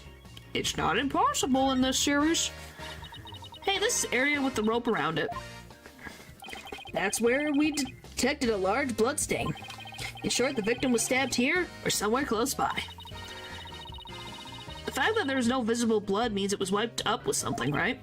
Right, but we were able to detect traces amount of blood. Merely wiping it up does not remove all the evidence of wrongdoing in that. In a nutshell, is justice, right? I'd appreciate it if you'd let me have the cool lines. Art styles, genres, it's the same meaning, but yes, they're very different. Okay, let's go look at the freaking giant crank that is behind my head right here. Some wire. So this is how they wheel the banners in and out. There's a nice view of the stage from here. Professor Gavin is still standing in front of that broken statue. So it really wasn't you, Apollo? Don't worry, you can tell me. I won't tell anyone.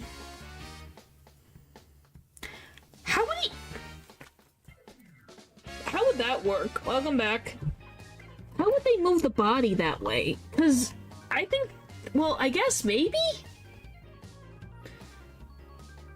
I don't know. That's kind of confusing. Because if they did... Then... How did they get the banner off of the rope to get it down from the stage? Crane is a crane? I don't know if they used the crane.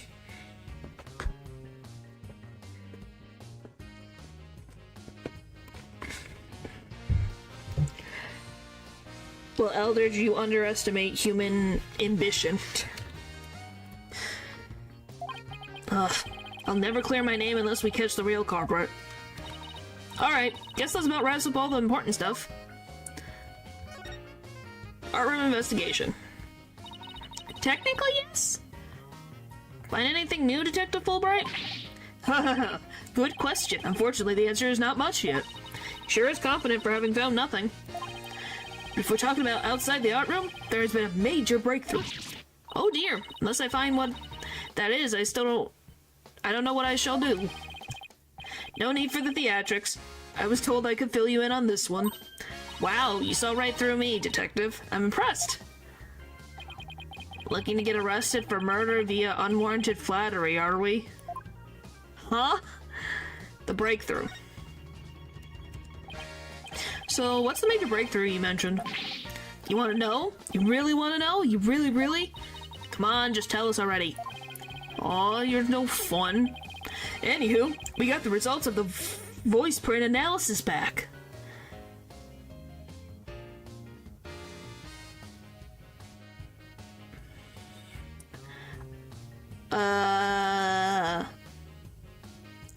That I know of? German, Polish, French Canadian, Native American, not reference. What else is in there?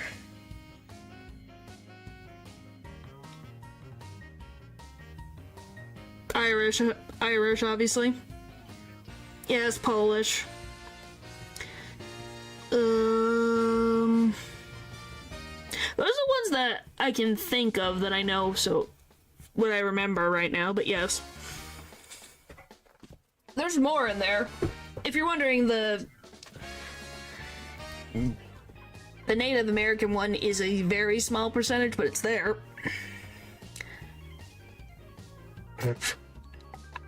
That would be very wild, but I don't think so. Just because your name is Pole doesn't mean you're Polish, you're French. Oh boy. Voice print, you mean for the tape recorder? Exactly, this voice belongs to the suspect, Miss Woods, beyond a shadow of a doubt. See right here? They analyze the voice on the tape inside and out. Yeah, I know. Because then if your name is supposed to be... So then wouldn't your name be just Fre? If we were to take Polish, would you be just Fre? And you thought the voice on the tape was saying O'Connor.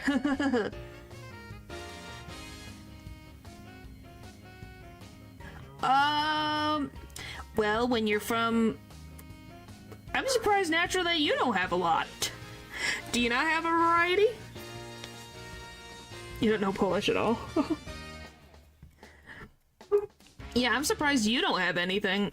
Do you not have more genetic variety?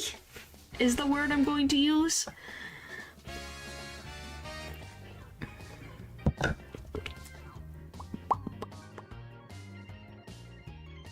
Obviously, you know. Yeah, I may be an alien, but of course I have Earth genes. Mostly Canadian, a bit of Filipino. Well, Canadian isn't a... It is a nationality, but there's nothing else, like no French Canadian, nothing else from Asia, Europe, Africa, South America, anything? This is worldwide. Like nothing else that you could think of? I'm kind of surprised.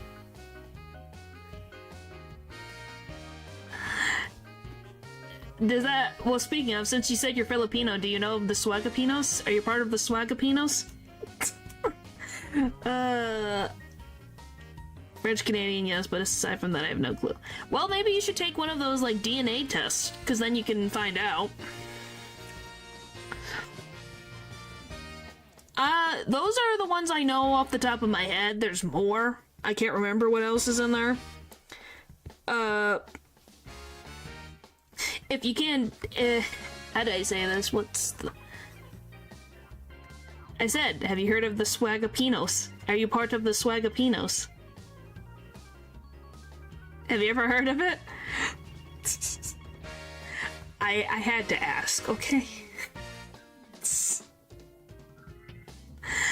Oh, boy. You don't know what the Swagapinos are? That's what the Filipinos pride, Swagapinos. Yeah, Filipinos. Go Swagapinos. I'm not kidding, it's a thing. It is a thing. I watch Millie Parfait for Pete's sake. She talks about the Swagapinos. It's just Filipino pride.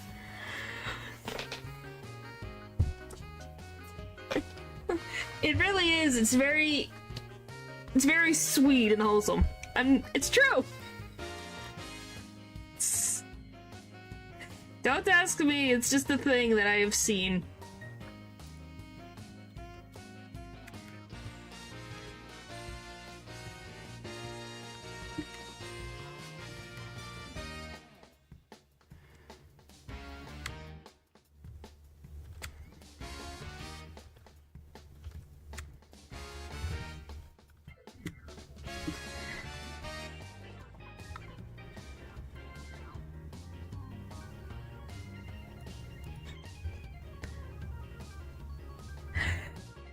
But yes, it is a thing.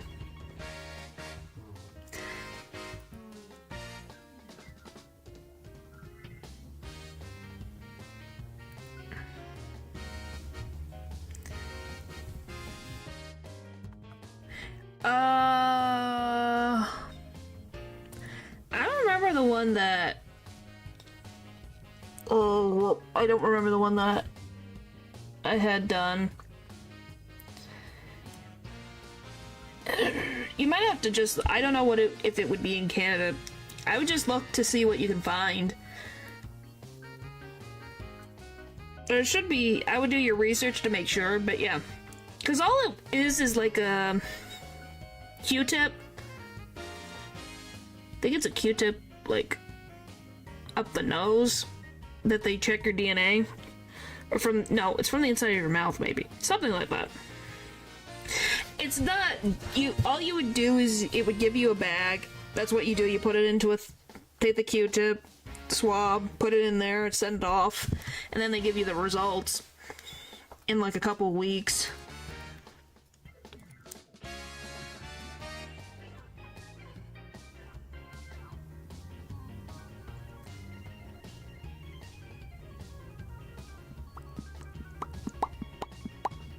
Sorry, couldn't help it. But, yeah. It's very interesting. You can find connecting things. And since we're playing a game related to crime, those actual things have been able to help solve, Jane Doe's. So people were able to find, police have been able to find people's families because of this technology. So unnamed graves have been given names. And I find that really cool. Really, really, really cool. Anyway, as we're being stared at by Fulbright, I think I should finish his statements.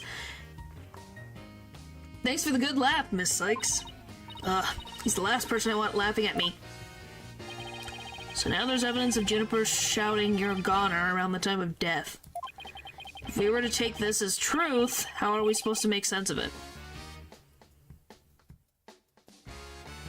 No, I did not. I think I've just been I've just been further away from gacha games at this time, and that might just be I got burned out on it. There's a Starlight Billy. Okay, now I kind of just want to see that, just because. The analysis results. Issue, does the voice shouting "you're a goner" belong to Jennifer Was? The voice is a perfect match.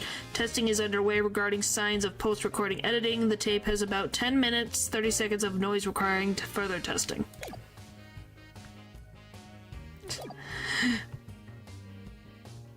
What do you mean? I might get back into it eventually. I just have not had the ambition to want to go. I play frickin' Hatsune Miku Colorful Stage. Like, that's the closest that I have to gacha at this time. I still have Honkai Star Rail on my phone still, so it's not like it won't. I'll probably eventually go back. Wow. I said at this time, you can get burned out on something. Goodness.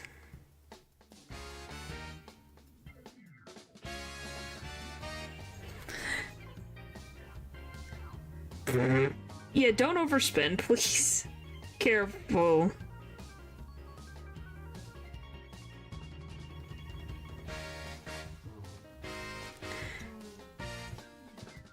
What's burnout? It's something that you heavily, like, so you're doing something for a long time and you get tired of it. So you walk away from it for a little bit, for some time before you come back to it refreshed. That's what vacations are for people who are, it's like when you take a vacation because you need to get away from work.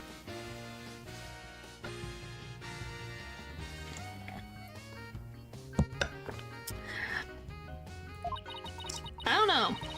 Can't think of any reason why Junie would shout like that in the first place. Well, I think we examined pretty much everything we can. Oh, you need some of that.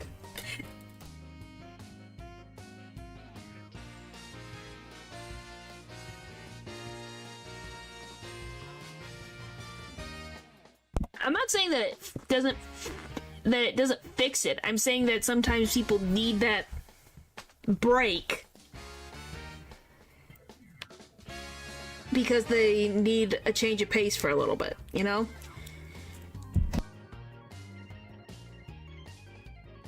It's just an example. It's not an... Because obviously not all sizes, not all shoe sizes fit all, so it's not a size all fits all situation. Well, I think we pretty much examined everything we can. By the way, did Prosecutor Blackwell happen to tell you anything about tomorrow's trial? In justice we trust. It's no use trying to pry more information out of me. Having just learned that the clock has been 1 hour fast, means we're back to square one concerning the suspect's actions that day.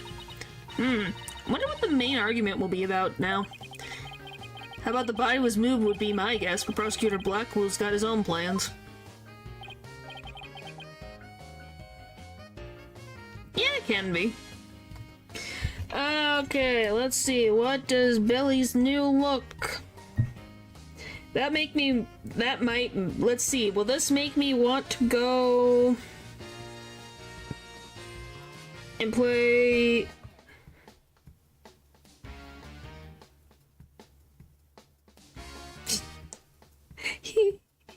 He looks...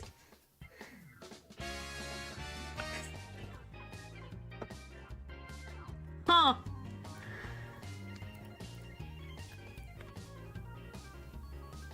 Huh.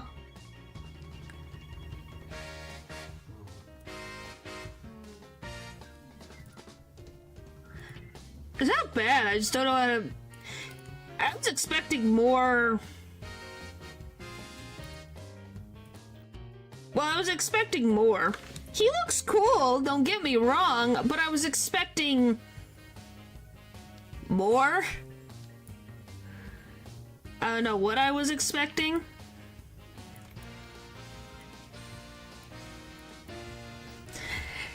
Maybe because since that game literally just makes all the freaking women wear bikinis sometimes. I don't know what I was expecting. More stylish. I was expecting him to wow me, I guess.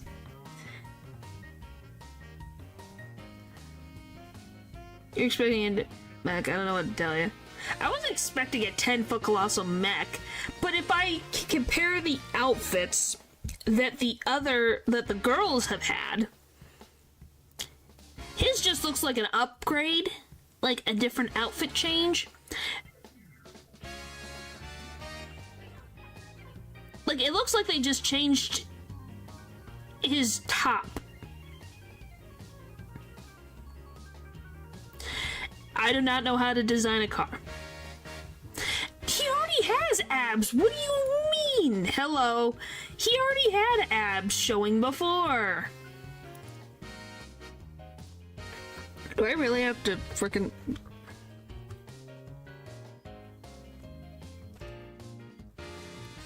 Okay, frickin' go to the wiki.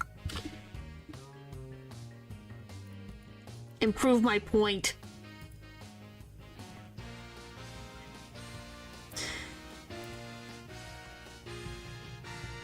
Come on, load, please.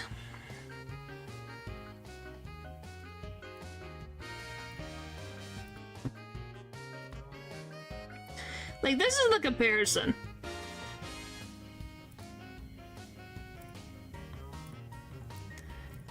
Like, look. It looks like the pants haven't changed that much. Look at it.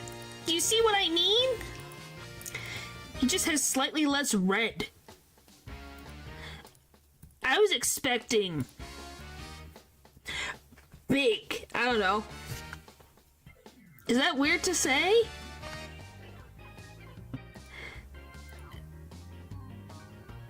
Yeah, see? Like, he looks cool.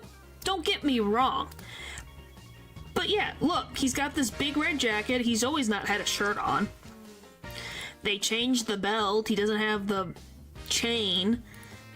But he looks almost... It almost looks like an enhancement instead of a new outfit, if that makes sense. They look like he got a slight upgrade. And that's what I see. Instead of, let's see, if I go here.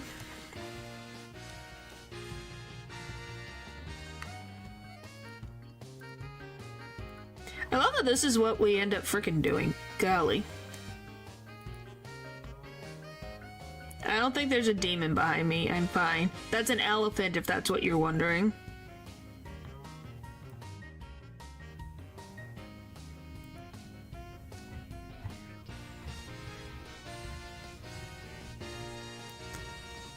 And then, so you've seen Billy's. Now if we compare it to Nicole and her outfit change. Let me just shimmy this there. So look at her outfit change. We go from this to, okay. From that to this.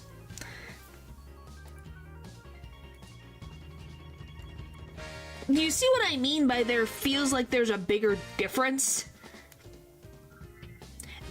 The colors have changed a lot.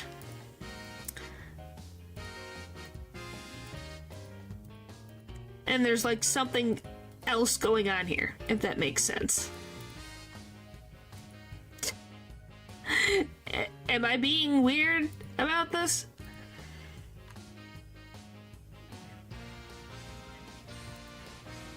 Normal to ring color palette. And then if we freaking go to the biggest example. Yeah, wanna know who is the prime example of difference? It's freaking Ambi. So this is Ambi in her regular look. Do we have the other Ambi in here?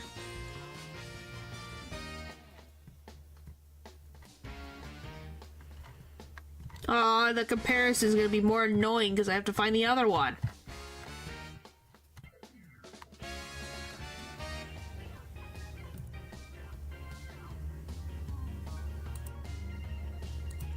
I love that it's a separate wiki thing.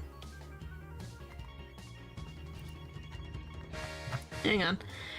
My comparison will make sense, and then we're going back to Ace Attorney. We're keeping this going, man. We gotta get to court.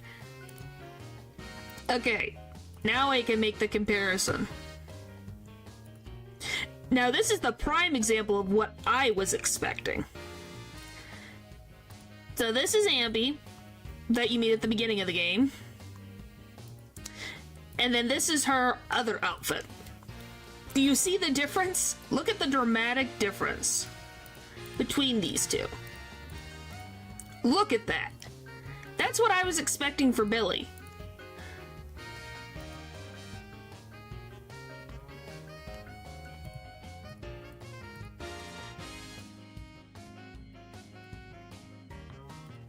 But yeah, that's what I was expecting, if that makes sense. The ruined Ambi. That's still Ambi.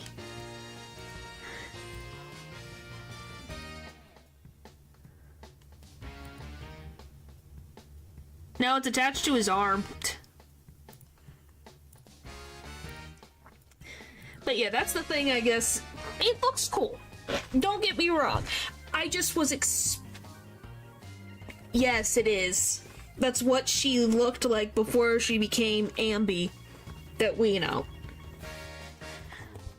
Why? Because I went through that entire freaking episode. Well, Soldier 11 is one of her sisters.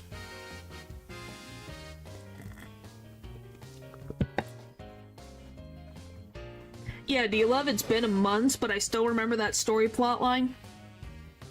Yes, they're siblings. Because Soldier 11 is a clone of Ambi. Yes, I played the whole side story. I know my Ambi lore.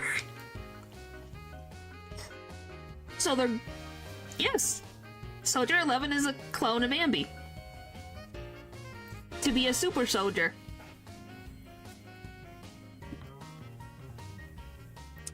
And the only reason she doesn't recognize Ambi is because she lost her memory. Anyway, moving on. We went somewhere else for a while. But otherwise, Billy's outfit is good. I don't have faults with the design. Yes, it's very confusing. I don't have an issue with Billy's design upgrade. I just wish there was more, if that makes sense. Like, why aren't we pushing the colors a bit more? Why are we still in black, red, and gray, and a little bit of gold? As a memory defect. Well, there you go. I wish we were pushing the envelope a bit more. Because that's what I was thinking about. Why aren't we trying different colors with Billy? You can keep red, but add some colors. Other colors. By the way, haters are gonna hate. What? I don't...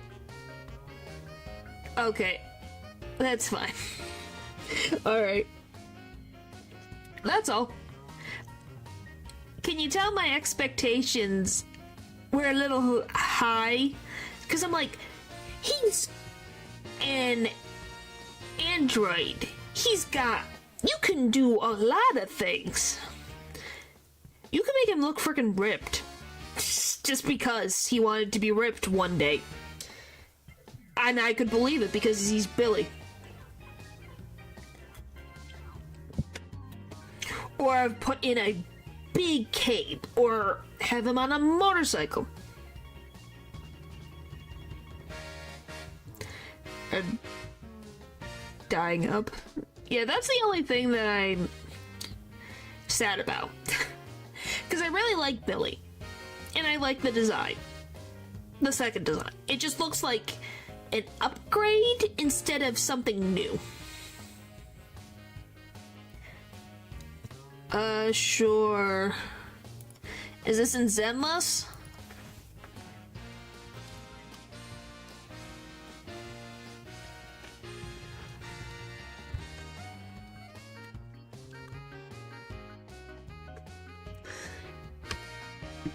Why does that name sound frickin' familiar?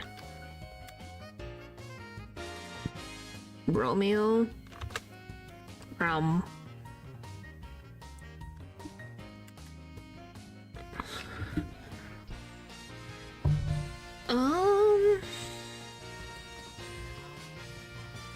Doesn't give me anything in terms of images.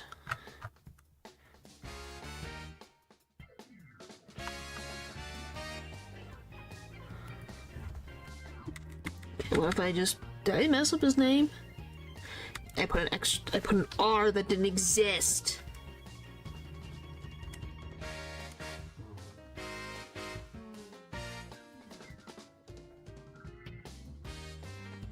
There he is. That would help if I actually spell the name correctly. Oh, not that. I want this. I love this is what we're doing right now. It's fine. It's fine. I will get back to it.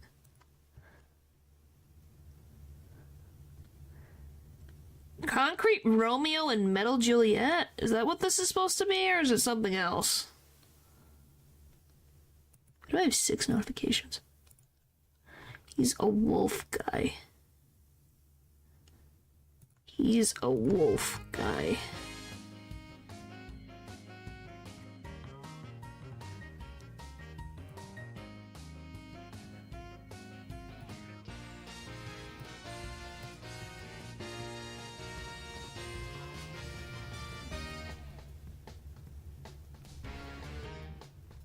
No, I do not see anything of that character. All I see is,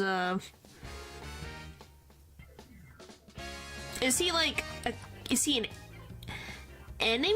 Is he a boss? Because I don't see anything. Okay, that maybe will help. I just hit freaking catalog. We're never gonna get to the freaking... We're never gonna get to the freaking courtroom, are we? Oh! Oh, that's actually a really cool design. Kind of like, yeah, like that. That's pretty cool, actually. That's actually pretty cool.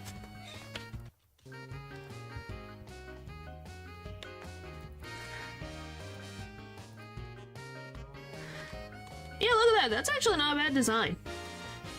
Like, look how nice the... Like, why didn't we do something like...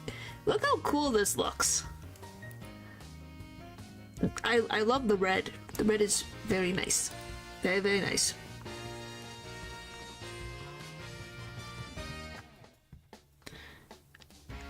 NPC. He looks so funny from the front view.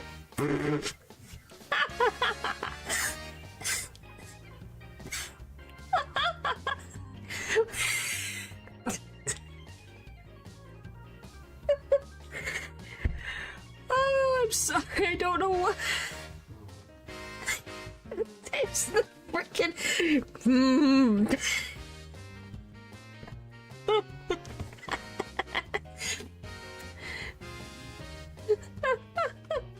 I'm sorry. I can't help it. That was the... It said NPC, so I clicked it. And that was the image. Why is that the image? He looks so cool here, and then that's the image I see. Oh boy, I'm dying. That's funny.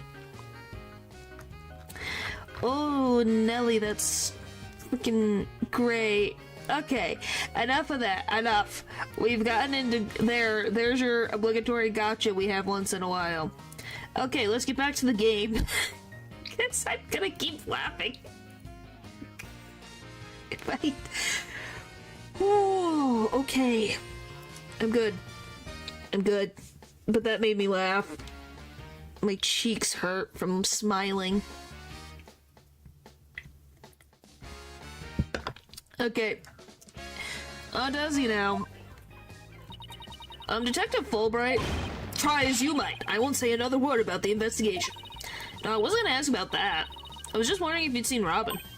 Oh, you mean Miss Robin Newman? She was just here a moment ago. She mumbled something about watching videos in the lecture hall.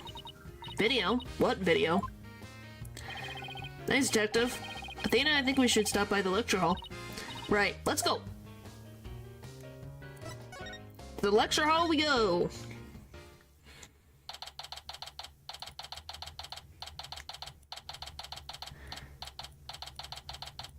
Okay, thank you. There she is, Robin. Hey, Robin. Oh, Athena, hello. What are you watching there?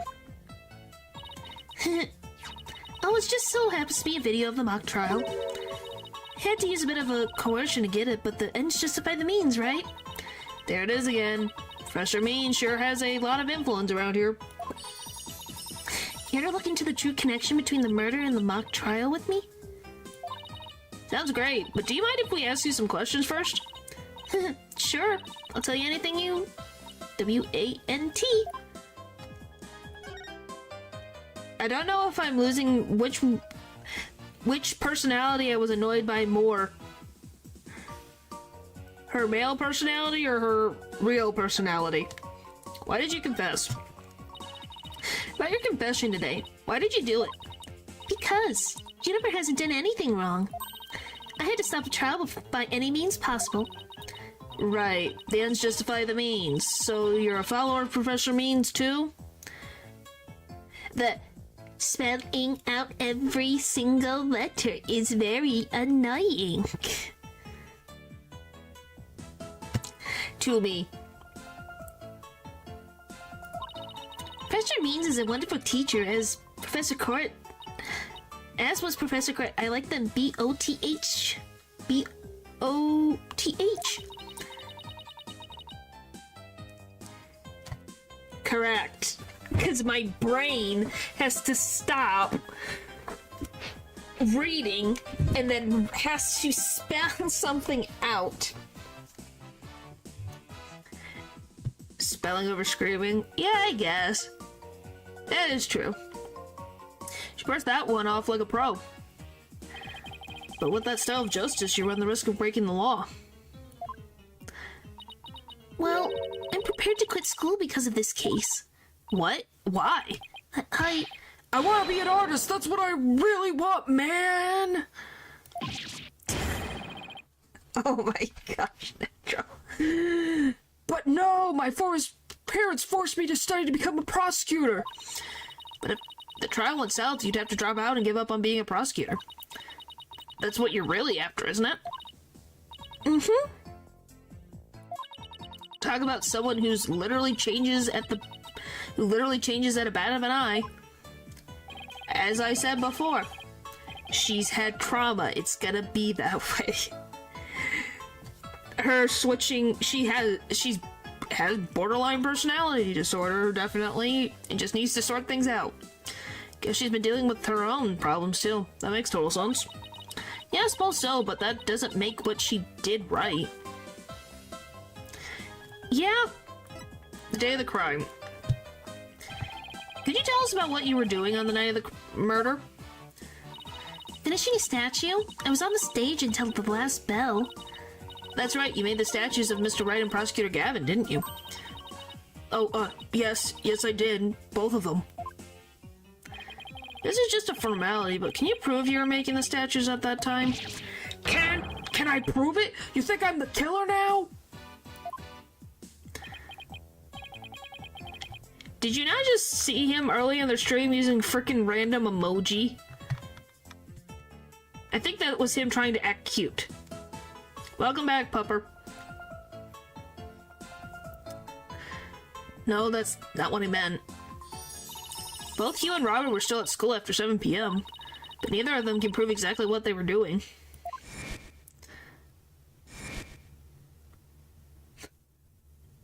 There's the example.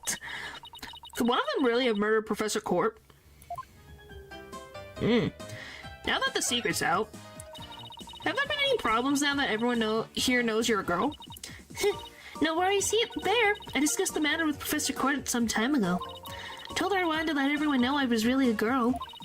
And just today I found out that she spoke with the school administration on my behalf. Oh, that was good of Professor Court. Oh, they must really like you. I know, right? But now I can finally be myself here at school. I don't have to hide the fact that I love girly clothes. That's why, Athena, I simply must have this and this by any means possible. What? But this is evidence we need for the trial. Sorry, but no can do. Don't be a party pooper, Athena. Come on, please? Pretty please? Stage costume-related evidence taken in classically ends justify the means style. Ball, I think you unlocked a monster. Good luck. Oh, darn it. Anyway, thank you again, Athena. Thank you for revealing who I really am.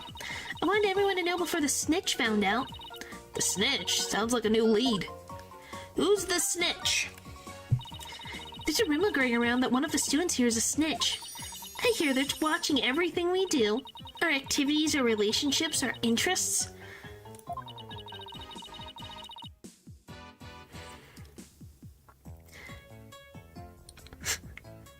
And reporting it all to one of the professors. But why would anyone do that? Officially, I heard it's to seek out misconduct among the student body. But rumor has its grades were being brought and sold through the surveillance network. That's bribery. The situation at Themis Legal Academy is worse than I thought. Yeah, we thought it was rotten already. It's really rotten. Well, all this is important stuff. I still want to ask about that thing in the art room. I'll have to present some evidence to show her what I'm talking about, though.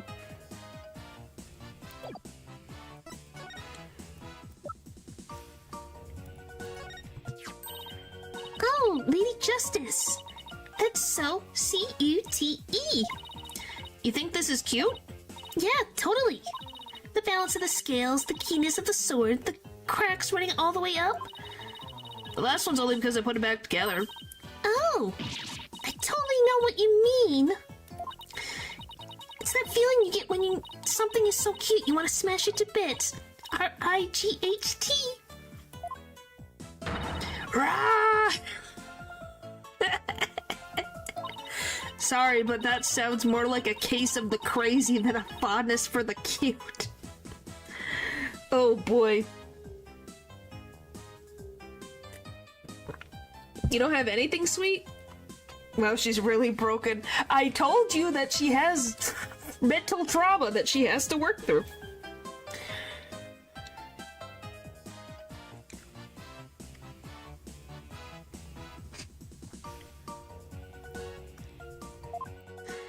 Oh, Nelly. Did that do anything? Nope. Okay, what about this? I think she... It's not a matter of fixing, it's a matter of her stabilizing her mental mind. You know? Robin, I just remembered something I wanted to ask you. This photo shows a piece of art on the table. Do you know what it is? Whoa! It's not fixing. The mind go off. What do you mean?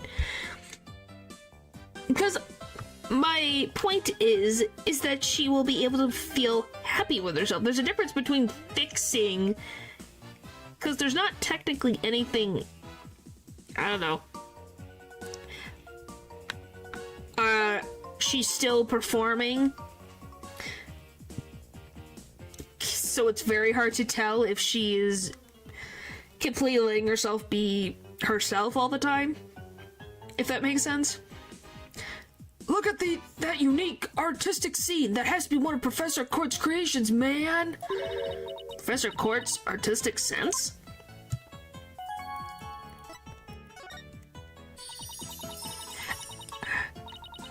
My point is that if she is as likes to do the other part of her personality is also part of her personality, as long as it is a mental stability. Does that make sense what I'm saying? I'm not a therapist.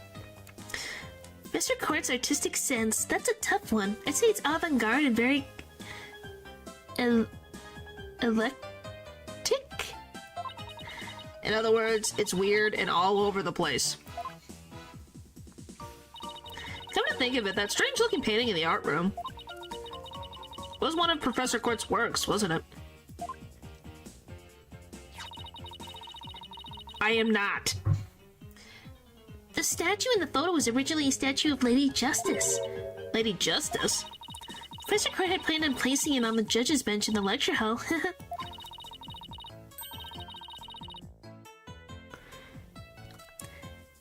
day before the mock trial. It broke while she was polishing it. She said she'd take it back to the art room and try to fix it somehow. So this is the statue in its proper state?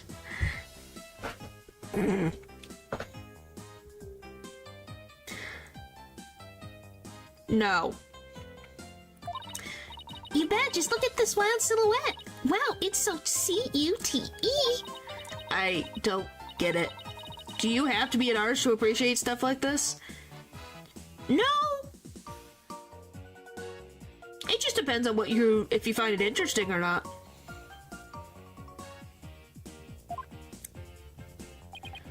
Athena, the Lady Justice that you put back together on that stage. Alright, I didn't realize because it was in pieces before it was smashed. Maybe it didn't look like Lady Justice, but more like it does in the photo. The killer's a perfectionist, I guess? Maybe. But what in the world was it doing on the stage?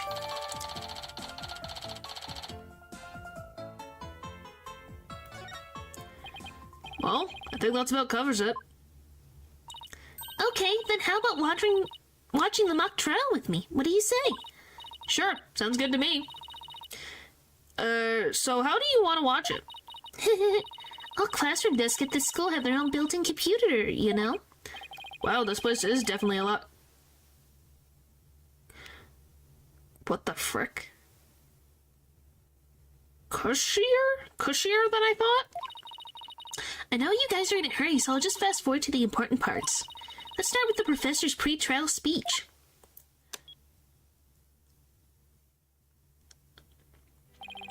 Good afternoon, I would like to start by thanking you for coming here today.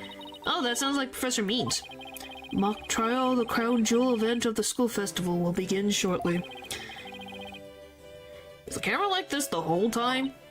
Yeah, it's in a fixed position in front of the stage. Yeah, that's what I was assuming it was saying. I was just like, my brain is going, huh? I'd say cushier like a cushion, yeah. When I was a student, I too could hardly wait for this day to come. How come teacher speeches always make me so sleepy? Let's just skip it to the end of his speech. Oh. Now let the mock trial begin. So at 20 minutes into the mock trial, Juniper goes off. Hey, what's the deal here? Why is Judy so large in this shot? Looks to me like she cut right in front of the camera. Juniper was also in charge of the audio. Even though she was already playing a part in the mock trial itself? She had to do it to keep the script details secret. She's all over the place that day. When she wasn't in the trial, she was in the audio control room dealing with the music. Oh, so this is what the lecture hall looks like. Looks like there's a judge's bench back by the screen and a witness stand up front. What about those balconies with the professors' names on them?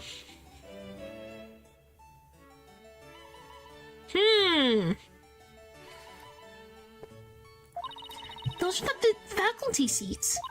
Professor Means and Professor Court were in charge of scoring the mock trial.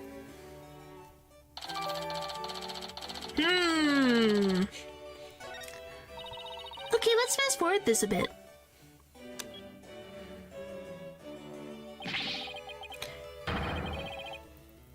And that's why the defendant is definitely guilty! Oh, that was me, can you tell? Objection. Frail Code used her bare hands to stab her professor with an arrow? I don't think so. You read that line in the mock trial, Apollo, but you made it sound kind of weird. Cut me some slack. It was my first time reading that script. I think Juniper's going to speak next. I didn't do it. I'd suffered a breakdown and pretty much lost it. It's true I shouted you're a goner, but I didn't mean it. Okay, Matthew, welcome back and have a good night. Wow, what an emotional performance. She'd put a real actress to shame. Wait, could you go back and play that scene again? You really think that's necessary?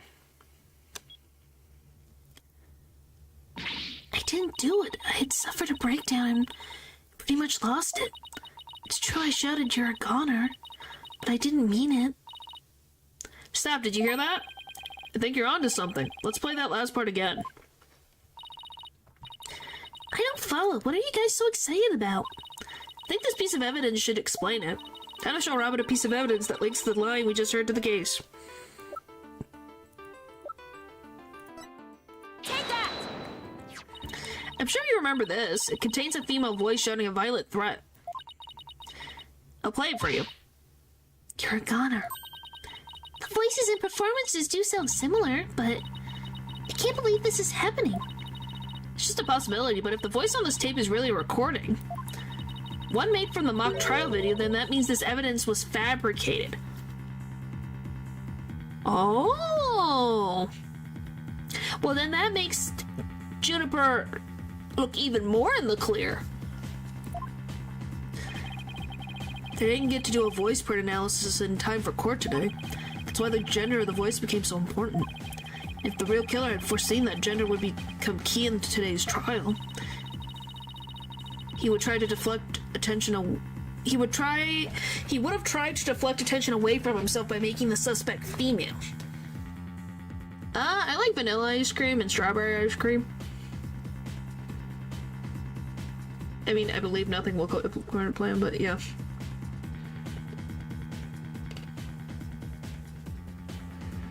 Oh yeah, anything with chocolate chips sound good too sometimes. So basically, the only one with something to gain from doing this is our sole male suspect. Yeah, cause, yeah. Wait a second. No way! Professor Means' credo is the end justifies the means. So it makes sense that a student who took those words to heart would fabricate evidence. We need to get that tape analyzed as soon as possible.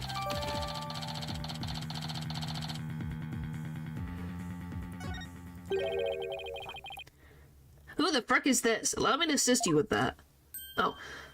Allow me to assist with that.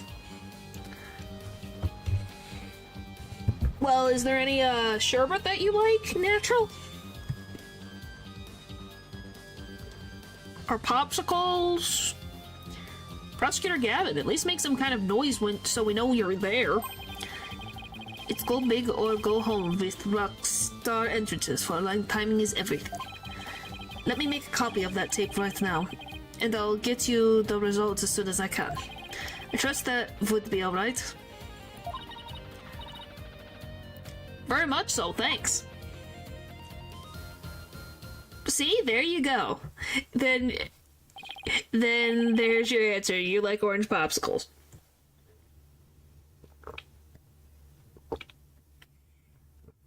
There, you're all included. I do like orange popsicles too. Well, Athena, it's almost sundown. Isn't it about time we head over to the detention center? I think Junie will agree that this is something that could prove her innocence, but will her heart really open to accepting it?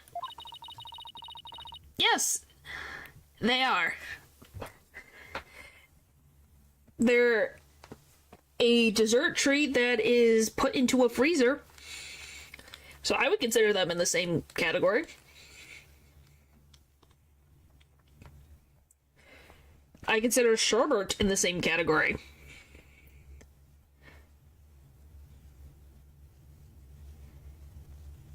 So, yes, it fits. So there's your answer. She had to have known this was what I'd find. Well, a fish can't melt away unfrozen.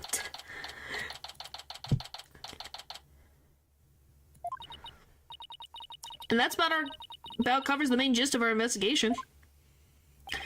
I see, very interesting. You've been quite the busy beaver today. Cursed ice cream, I guess. Thank you for all your hard work, Athena. Well, my time's about up, and it will be getting dark soon, so... Junie! Must be tired after being on your feet all day. You should go home and... No, wait! You have to listen to me! I don't don't want to hear anymore. I know what you're going to say, Athena. Junie, you promised. We're going to discover the truth behind this murder mystery. And we're going to bring you solid evidence showing just what the truth is. If we succeed in doing that, I want you to promise that you'll accept it, Junie, no matter how hard it is to hear. Okay, but only if it's the real truth. So please just listen to what I have to say. Once you've heard me out, I'll let you decide what to do.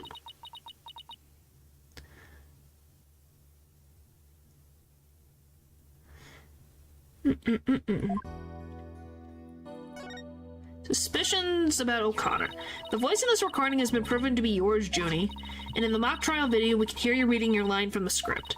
We're having both of them analyzed now, but from what I can tell, the voices are the same, and the only one who'd benefit from faking the voice recording would be Hugh.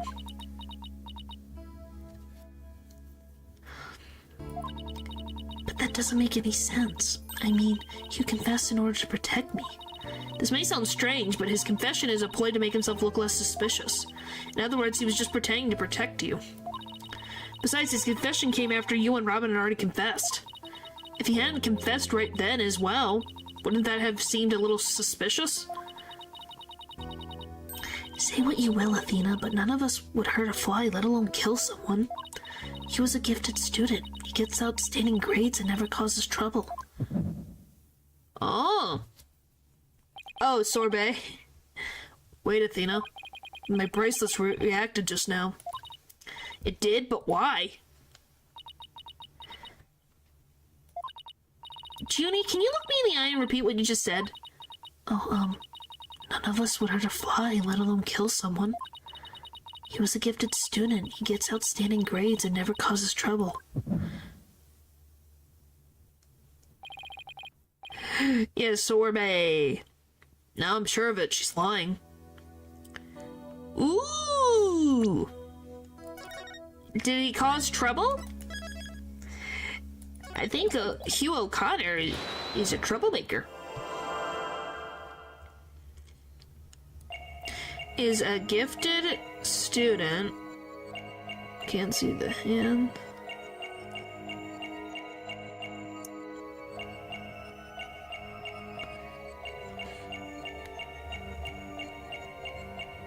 I think it's gonna be around here.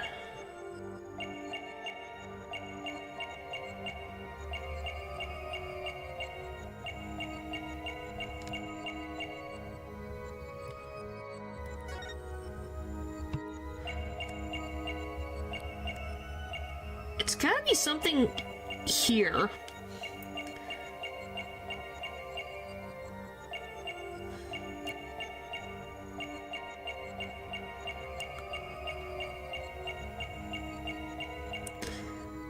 And never causes... I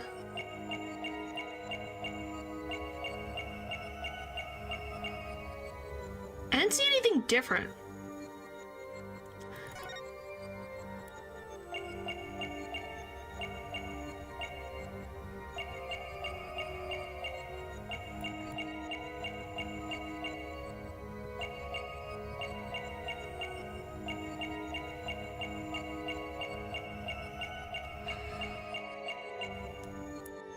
Let's see, is it anything to do with her... Do her fingers move weirdly?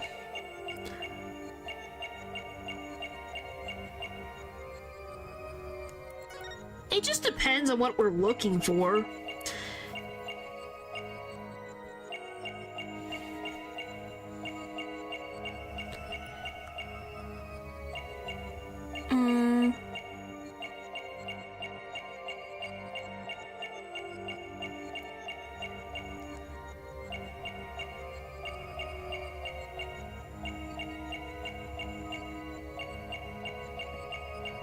Her eyebrows stay the same.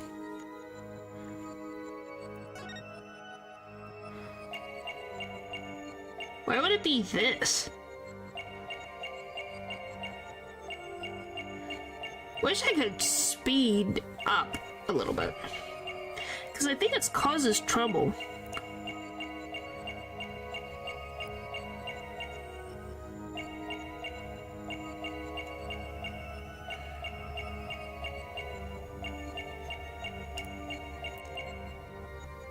don't see anything.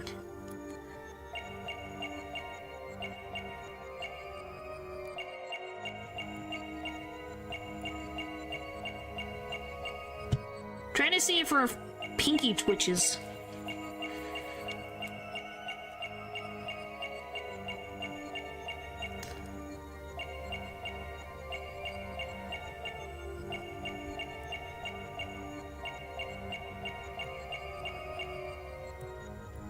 She's 18, from my understanding. And two, I'm just trying to see, because you can't see her other hand. Like, does her shoulders move? Because I was trying to see if her pinky was gonna, like, mess with her collarbone. I think she's 18.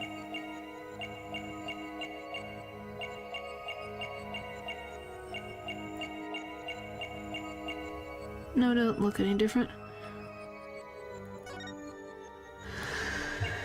Is it an ear? Like, does her ear twitch, maybe?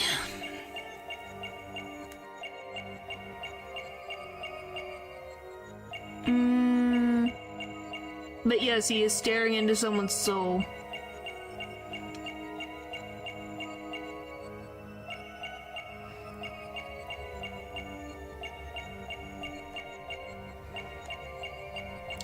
I don't see anything. Do you guys see anything? Because I can't figure it out. I thought it was gonna be her fingers.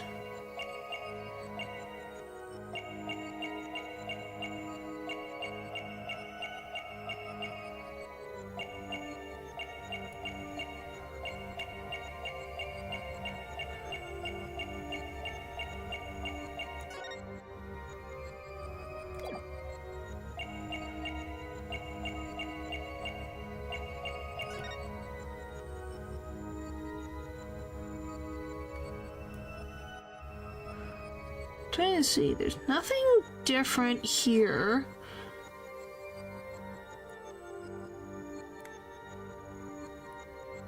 Gotcha! Okay, wow, it really was this. Why is this a twitch? Pup, are you sure you don't remember? Apparently it was the scarf. Oh, it's her coughing. Juniper, you start coughing when you're under stress. You can't hide it from me no matter how hard you try. When you said, "and never causes trouble," and coughed, escaped, and made your scarf flutter. As for why you were stressed, it's because you were lying. So yeah, it's because she was coughing. Junie, you're trying to hide Hugh's connection to this case, aren't you? And I believe that also ties into the secret about yourself. A secret about me? I don't understand. I already told Juniper, I might as well tell you. I don't really care about her anymore. What? Why? Juniper's not all sunshine and rainbows like you think she is. He ended their friendship after he found out about Junie's secret, which means Hugh must have felt betrayed by Junie by making her the snitch, the accomplice, the killer.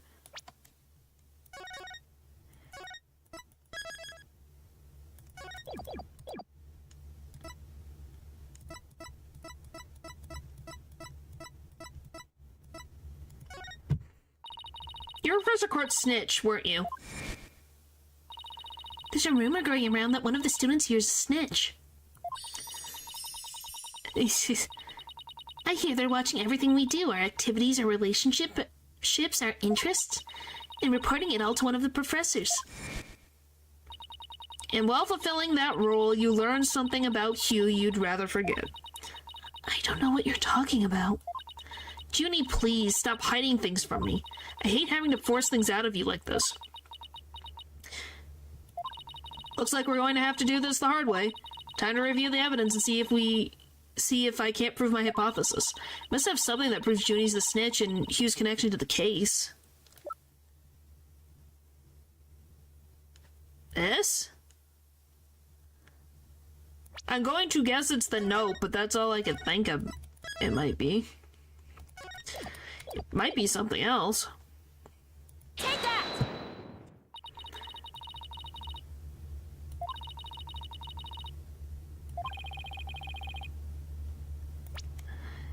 Oh boy. How do we... What? I must have something that proves Junie's the snitch and Hugh's connection to the case.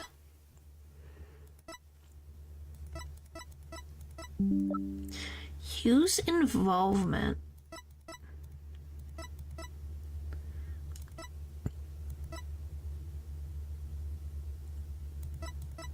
Oh, that would be horrible.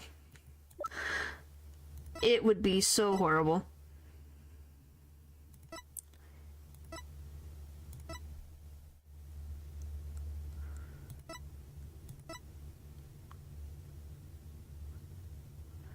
I must have something that proves Junie's the snitch.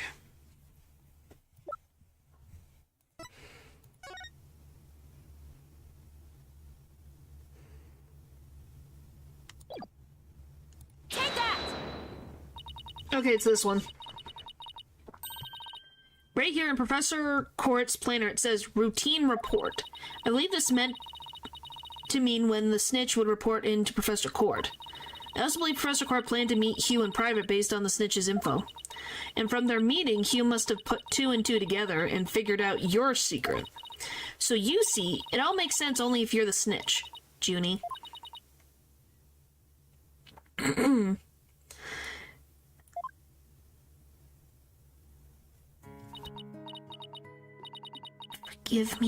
Forgive me, Tina. I've been lying to you this whole time. The truth is, I suspected Hugh from the start. You did? Now this is surprising. I'm so sorry. I talked about friendship so much, but I've been a terrible friend. I'm gonna be surprised if it is Hugh O'Connor. I genuinely will be surprised.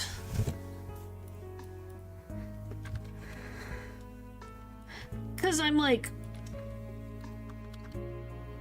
Really?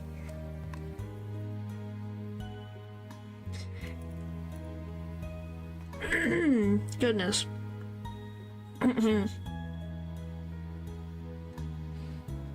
Maybe.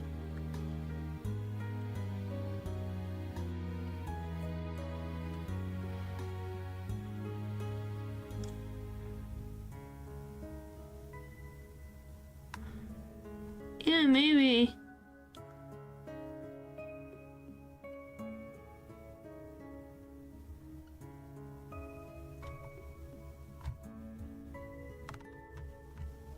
Give me strength, oh my god.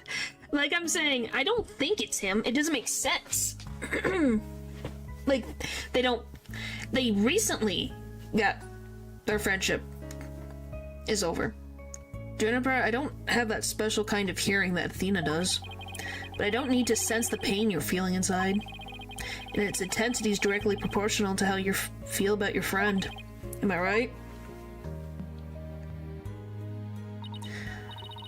Hello?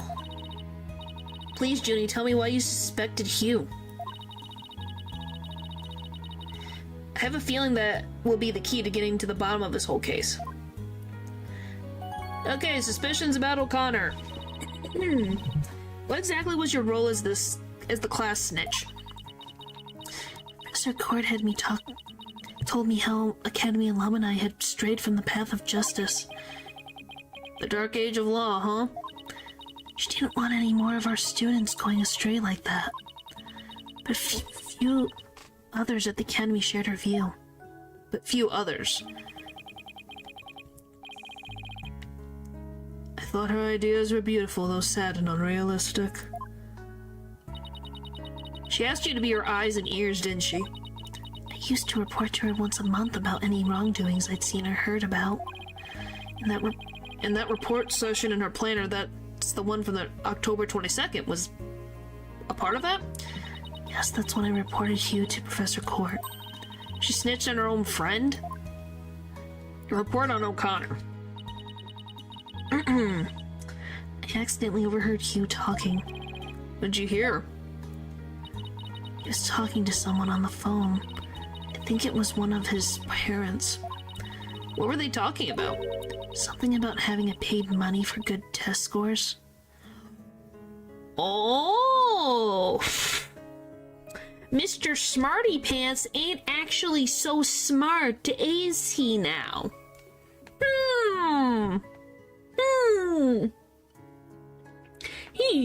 He was so smug about that.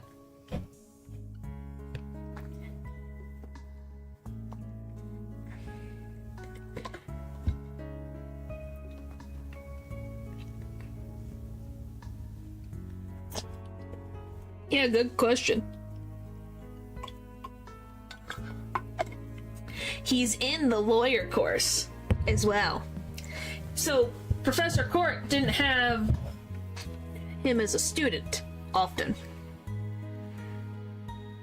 I only overheard him talking, so I never did find out who the money was going to. What? That's bribery. He was buying his way through school, and if that's the case, then that evidence that always seemed out of place might actually be about a secret.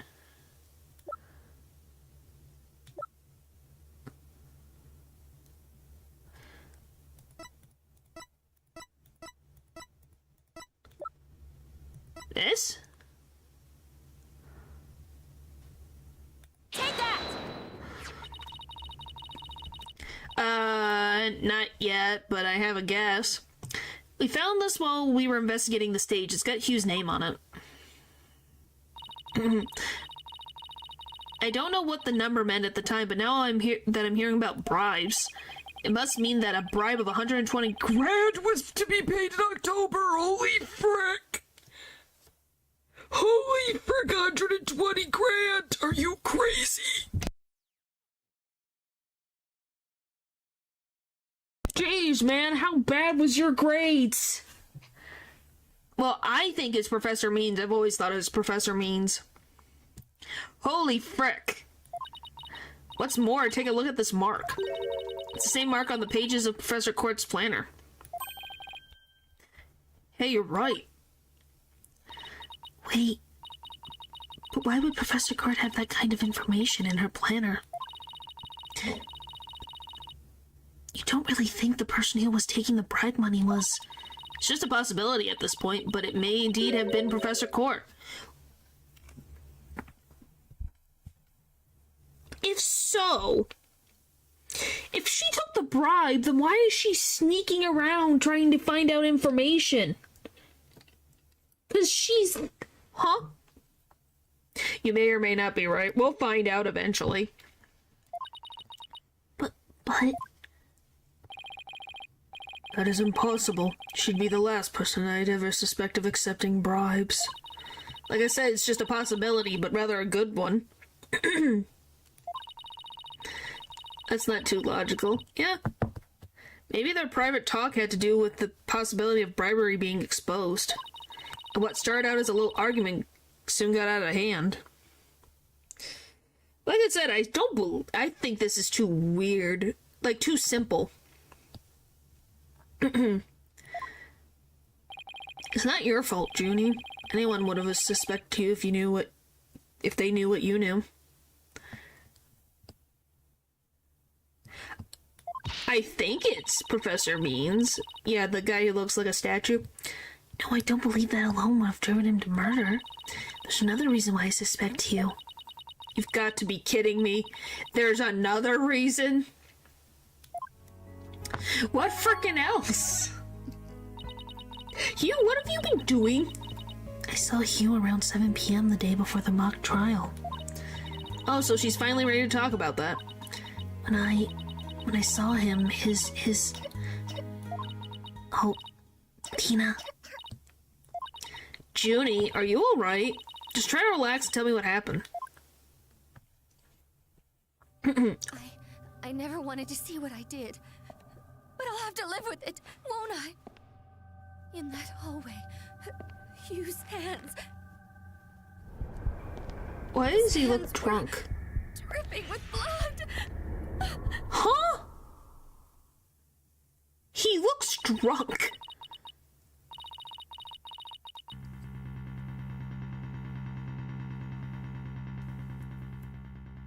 Why would you were facing him. I think he would have been a little bit more shocked if he was the one who committed a crime like this. What? But why? What am I going to do? Deep down, I know Hugh can't be the killer. But my mind keeps telling me he is, no matter how hard I try to convince myself he isn't. I think so as well. But at the same point, it's so weird. What do you... Somewhat. What am I gonna do, Hugh? He's... I can't take this anymore. Tina.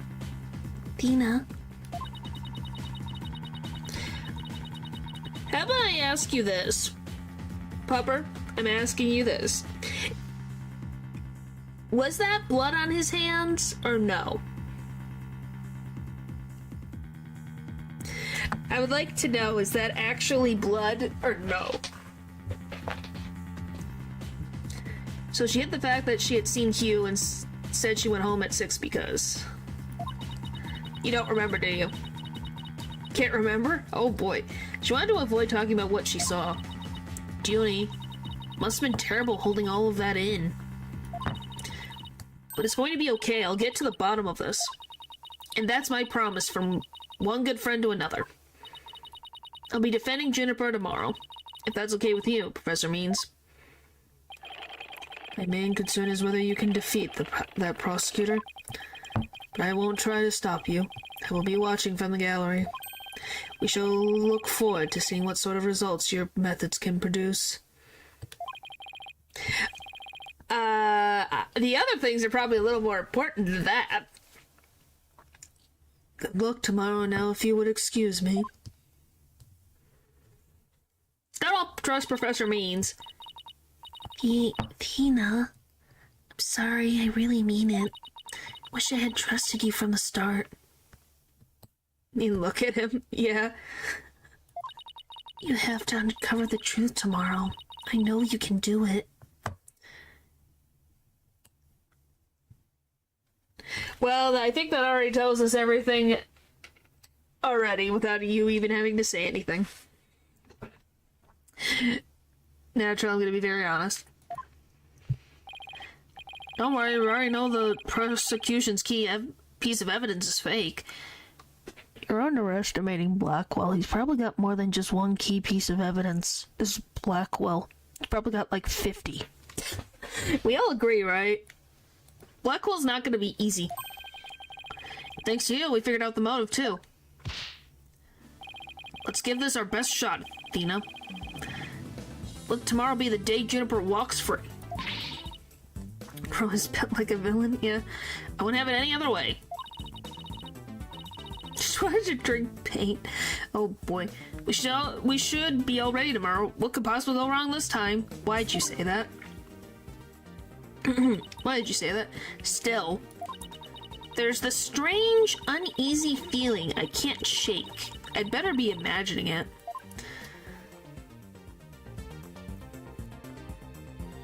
To be continued. Right now. Alright. Day 2 of trial.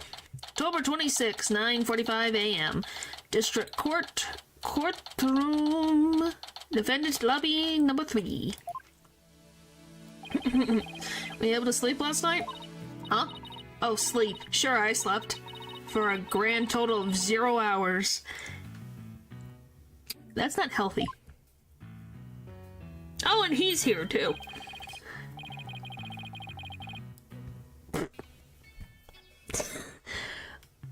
Good morning, you two. You look like you're ready to put on a real show. Before you do, I have a good luck gift for you. Voice print analysis came back, and the results couldn't be more clear. The voice in the mock trial video and the tape recording are one and the same.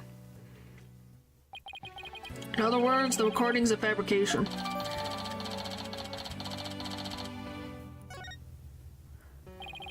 The lab is continuing their study of the tape. So far, they found signs of overdubbing. But it's going to take a bit longer to uncover the audio that was erased. Thump. Who's there? Wait. Do you see who it was? No, I got a quick look, but they got away. I think it might have been Hugh. I bet he was eavesdropping. Wonder if he saw our hand. Well, I'm sure he wasn't the only one just now, but Robin and Boxgrove were listening in too. I'll make sure they don't make a run for it. This is my final gift to you. Okay, all that's left now is to reach out to the truth. Time for a mini Chords of Steel workout. I'm Apollo Justice and I am fine. Your turn. I'm Athena Sykes and I'm fine. Here we go. October 26, 10 a.m. District Court. Courtroom number 4. Annoying but real. Yep. Which, by the way, courtroom number 4 is the one in the first case that also gets exploded. This case just likes having connections, doesn't it? Court will now reconvene for the trial of Juniper Woods. The Sykes Brigade is totally psyched. The defense is ready, Your Honor.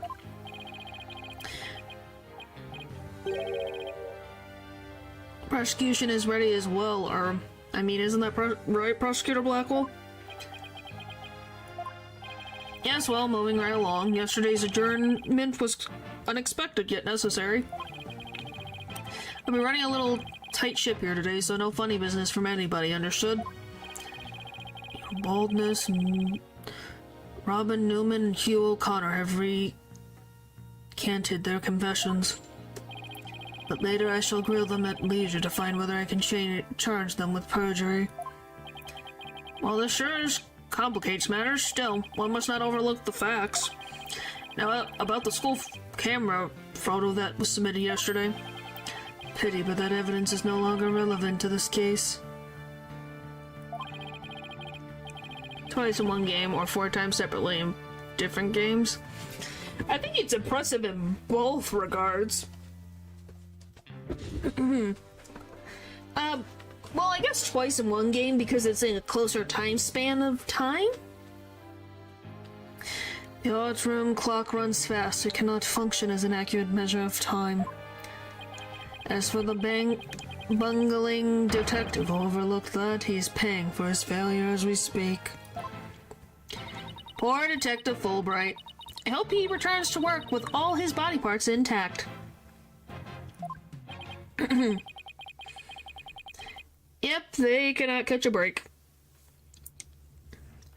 But if that's the case, then what will we... The accused is the sole person who could have moved the body from the art room to the stage. And I mean to prove it here this day. Just like Detective Fulbright said. But what else does he have up his sleeve? My understanding of this heinous crime is thus. The murder took place near the center of the art room, as evidenced by the blood stain. Blood was also found in some pottery next to the window over the maintenance area, which is to say the body was carried over to that very window. From there it was dropped down to the maintenance area below, though there was a nary scratch to the body aside from the fatal wound. That, too, was per the script. A high jump mat was employed to cushion the fall. Then a ball cart was used to haul the body over to the stage. That's not very clever. I mean, it's the same exact body moving scheme as the script. Anyone could have moved the body that way. Objection!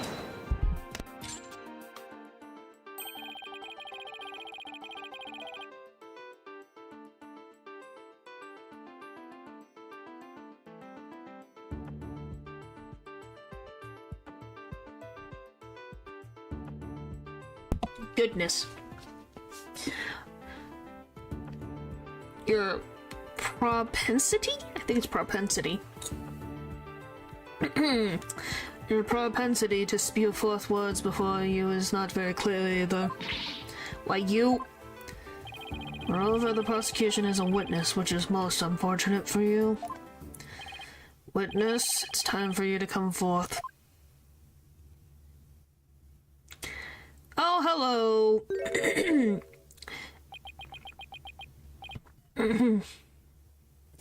Yeah, it's kind of like siblings, ain't it? Well then, will the witness please state his name and occupation?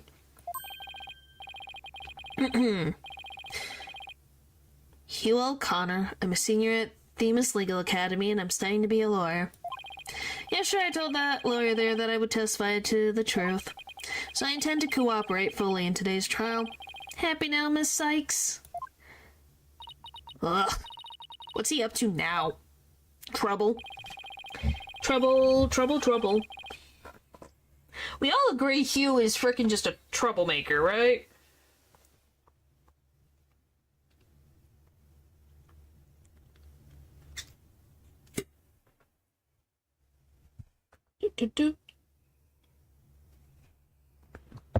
How about Utopia lawyer? Golly.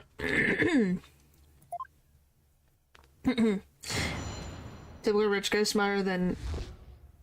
acting smarter than he is. What O'Connor saw. The lecture hall was packed before the mock trial, but the rest of the campus was empty. That's when I saw Juniper dragging a large mat from behind the stage. I was watching her from the vantage point between the stage and the maintenance area.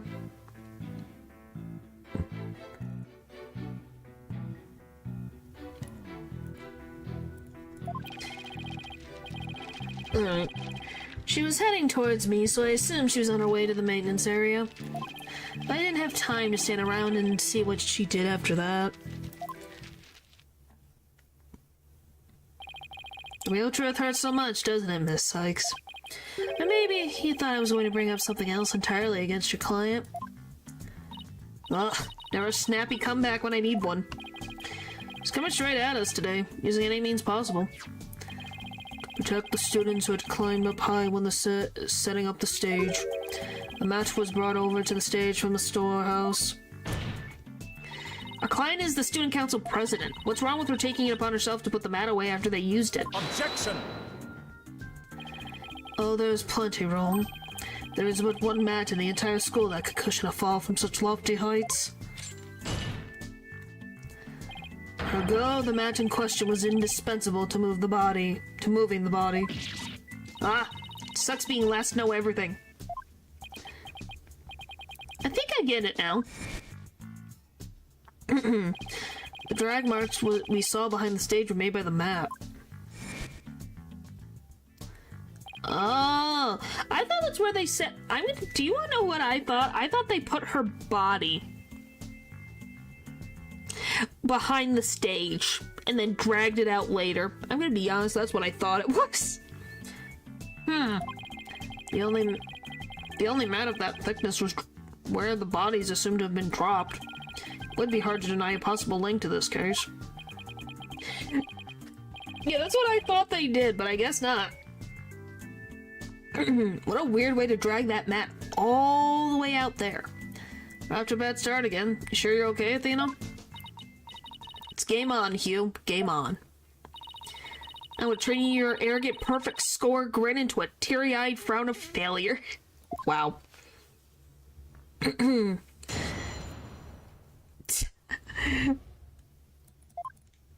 What a specific dream, Pupper. That's when I saw Juniper dragging a large mat from behind the stage.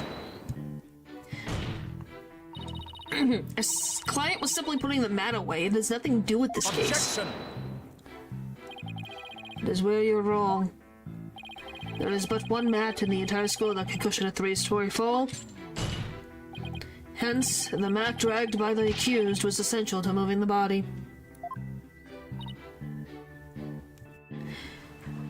I said it was a specific wish. I didn't say it was a bad wish. Oh my gosh. I can only dream of being narcissistic. Please don't, Natural. Please don't. I am not small. I am not small. I am not small.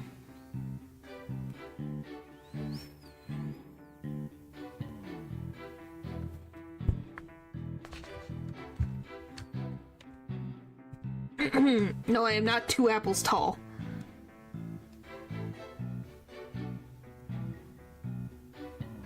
And you're danger prone, natural, like freaking comparing apples and oranges here. If we win this one, I promise to donate another thick mat to the Academy. Now show me how to show you the truth. You'll have my full cooperation. I was watching her from a vantage point between the stage and the maintenance area. Mr. O'Connor, are you positive you were standing exactly where you said? I was between the stage and the maintenance area, and she was behind the backdrop. He's sticking to his guns. The issue here is where he was standing when he said he saw Junie. But nothing I say will mean anything without evidence. Time to dig a little deeper. Oh, and before you ask, I had my glasses on. Therefore, I'm positive it was Juniper. That is not an issue. And that wasn't even in my thoughts, but okay. Hold it! You shouldn't assume anything. It only shows that you're not positive. Objection! Such wild momentum. Perhaps you were a raging bull in your past life. Objection! Don't compare me to some stupid farm animal. How rude, Athena. They might be, we don't know. Hi, Justice to know. Our assertion is Juniper was simply putting the mat away. In that case, where would she be taking it? Oh, to the storehouse? Over in the maintenance area? Precisely, therefore there is not wrong with this witness's judgment in the matter. It is your wild charges that are the issue here. But I cannot help it if you keep seeing red. He's going to get a face full of justice, Apollo style, if he keeps that up. Anyway, I saw her heading towards me.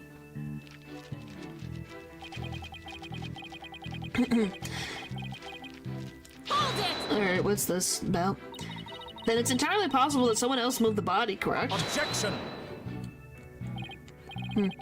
Are you mad or merely delusional?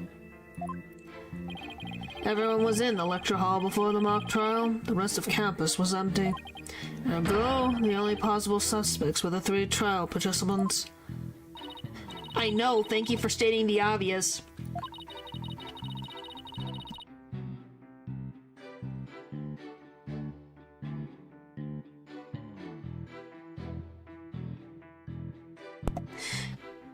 I also know that you, Hugh O'Connor, were one of the participants.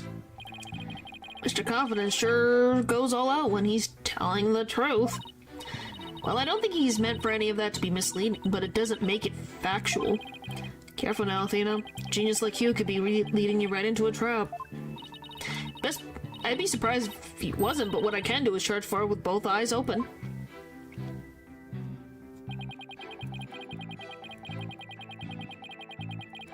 Hold it! Hold it, hold it! Hold it right there. What? I was just getting into the important part. Eager to unlace your blades, likes to know.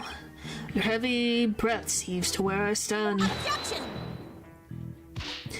How rude. A human's breath doesn't travel anywhere near that far. So the only issue is distance? You're not denying that you're a heavy breather? Ugh. I'm just saying that scientific studies have proven that it's not. Hang in there, Athena. No matter how many insults they hurl, it won't affect the judge's opinion of you. What about my own self-esteem? Let's get back to what happened before the mock trial.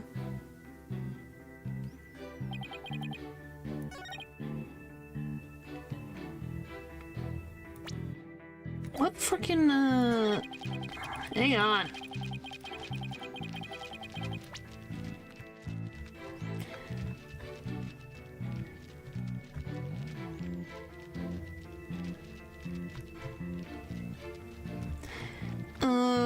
Blah, blah, blah.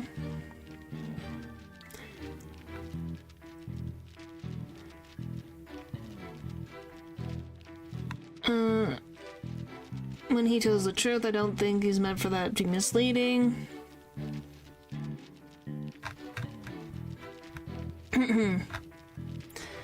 Let me see. Yeah, we're getting there.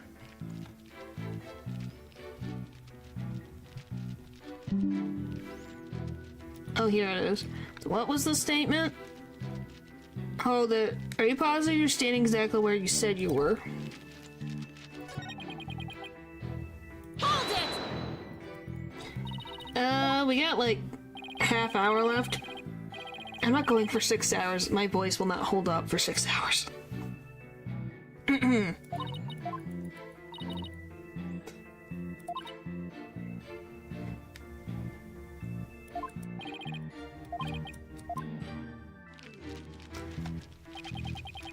Okay, so this is the problem. How are you going up in number?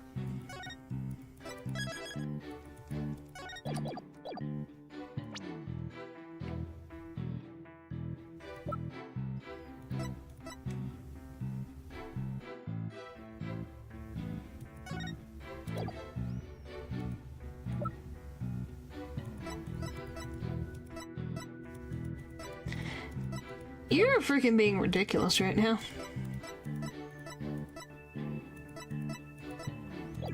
Have I pushed everything? I think I have. We did that one, we did that one.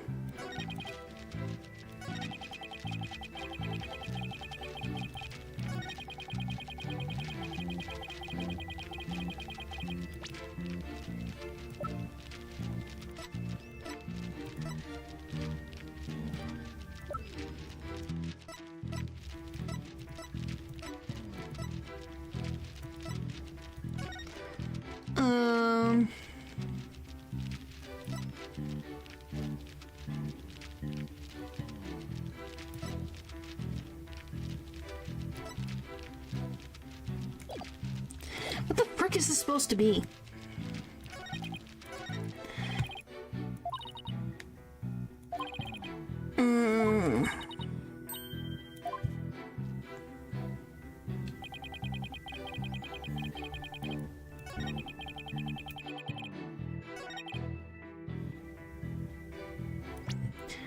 What the frick would I use as evidence for that?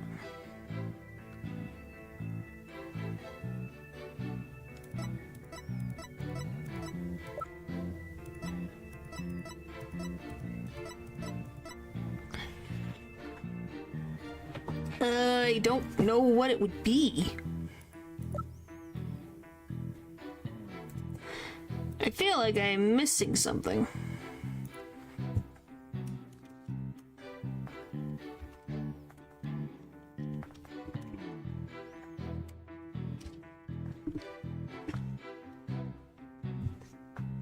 Like, do you guys know what it is? Because I'm not quite getting.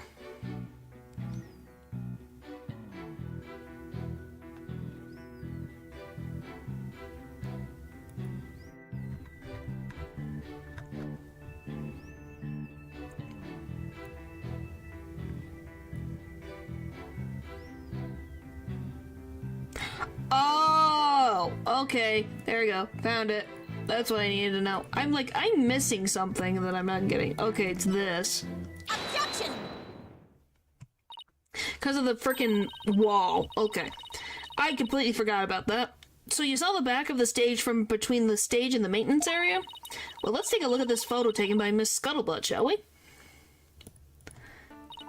This photo shows that the students setting up the stage the day before the mock trial.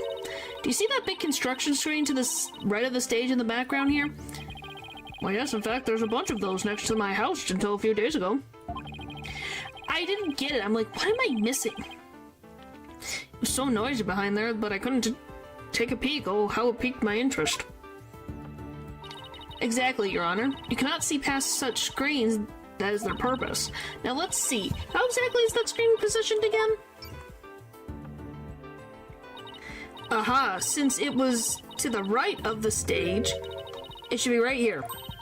And from this vantage point, the witness claims to have seen our client behind the stage drop. Oh my, but the screen would have been completely on the way. That's right, therefore, the witness couldn't have possibly seen our client from this point. Youch.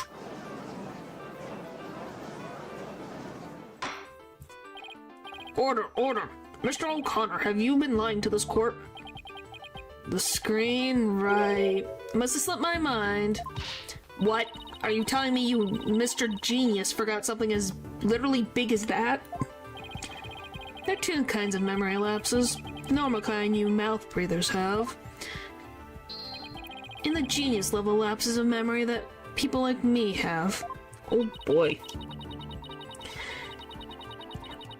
Why don't you just admit it was a normal everyday brain fart already? Will the witness now please restate what he remembers minus the lapses of memory? Yes, it is. Huh, that's easy. I was on the other side of that screen. In other words, I witnessed Juniper from the stage side of the screen. Objection! You're testifying that our client was behind the stage. But need I remind this court that the back of the stage is not visible from the front? To actually see our client behind the stage from the side of the stage screen, the witness himself would also have to be in the same area behind the stage. But in that case, our client would have definitely seen Mr. O'Connor. Yeah, it's not a big space. Nice one, Athena. Keep it up. Objection!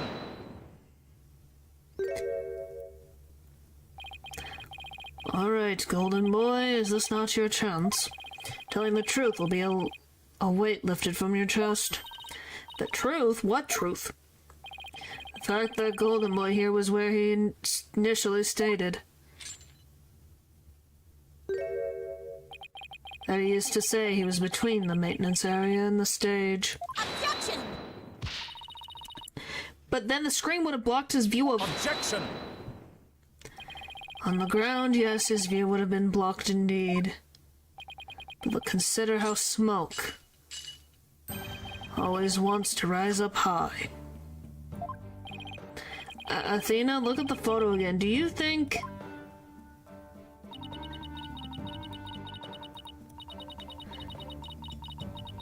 something higher and... something on the other side of the screen, something high enough to see the stage. Are you telling me he was in the frickin' crane? No way, this crane right here? But I don't remember seeing a crane there on the day of the mock trial. Me neither, but it's probably safe to assume it was moved before you found the body. It's far enough, Prosecutor Blackwell. Remember, you promised. I recall making no such promise. It was you who came blubbering to me about keeping quiet in exchange for information. Ugh. What's all this about, a promise? Is this about whatever Blackwell is using against him? What's it got to do with what's going into the crane? Golden Boy didn't go up in that crane for fun. He was working part-time as a crane operator within school grounds. So yes, guys, he really does have a forklift license.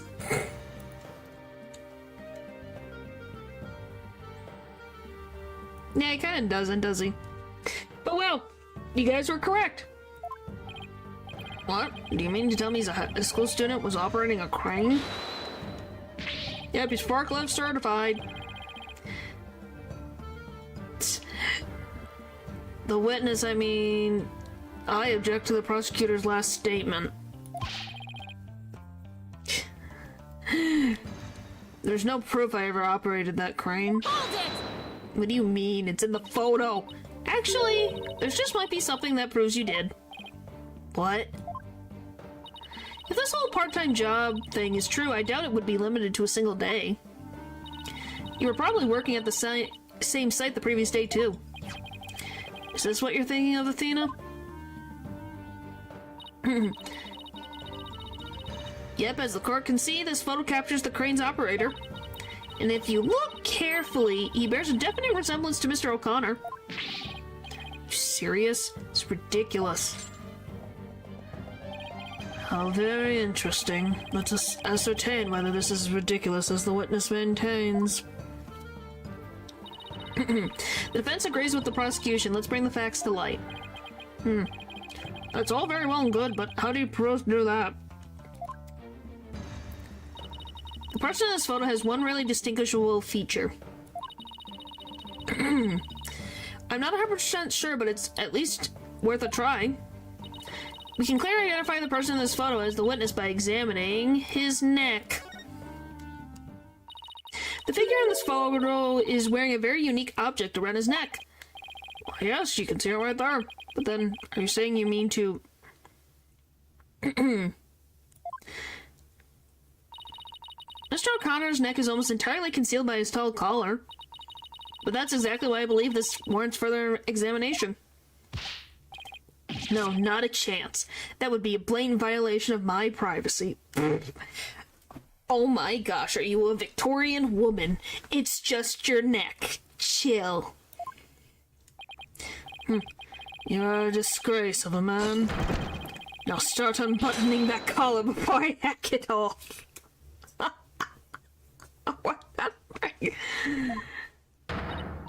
Yeah, what's the big deal? Now let's see your neck.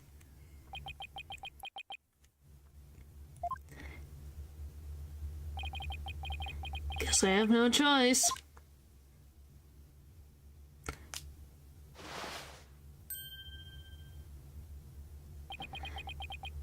Having it freaking buttoned up that tight, wouldn't that freaking hurt? Hey, we had to know if that was him, just so we could understand the statement. I think it's definitely weird.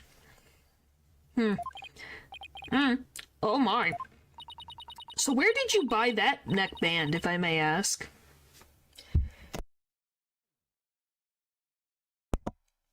Greatest attorney. Yes, it would be, actually. And buy it. It's handmade, and there's only one like it in the world. Well, it sure looks like the neckband in the photo. Should we have the photo analyzed? You're one irritating lady. Fine, I admit it. I work a part-time construction job. Nothing to do with our school. Operating heavy equipment's no big deal for a guy who can parallel park one-handed.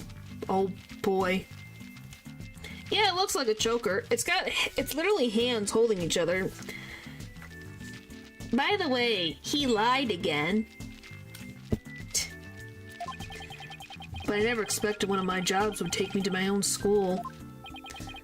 But when you factor in all of the requirements, testing, and apprenticeship period, wouldn't you have to be at least 20 to have a license for operating a crane? Interesting!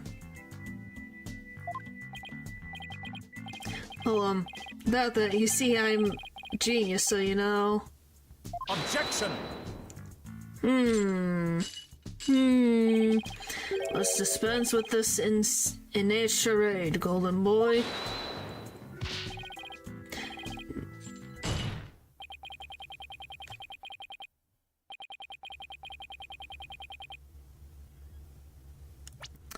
He is currently 18. That would be really weird.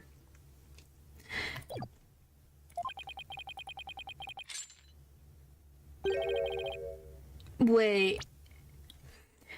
No, Prosecutor Blackwell, please don't. High school seniors are 19 at most, thus they fail to complete the requirements. But that does not apply to you, does it, Mr. O'Connor? Maybe he did. That would make sense. Why doesn't it apply? He's a senior, so he's around that age, right? No, don't, please. Actually, Golden Boy here is 25. He took a 5-year break from school. What? He's 25. He's the same age as Clavier. Excuse me? He's the same age as Clavier. Holy frickin', he's older than Apollo. Jeez. 7 whole years. Well, maybe he was too... Now that I'm thinking about it... Oh, now that I think about it, what if the money thing wasn't a bribe? What if he was talking to his parents about needing to borrow money from them so that he could pay for schooling? And maybe the conversation with Professor Court was about her maybe lending him money so he can continue going to school. Wait, come again? That's my guess. Take a gander at the official school enrollment document. 'Tis all right there.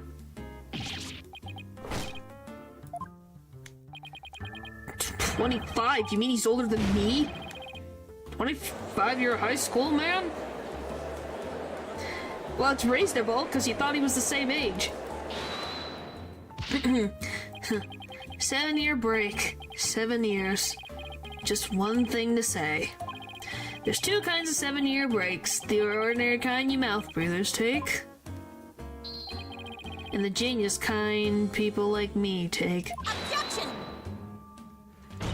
But a genius would quickly become a chore for a 7-year break. I think you have that backwards, Athena. Even geniuses make mistakes. I just happened to make mine only 7 years in a row.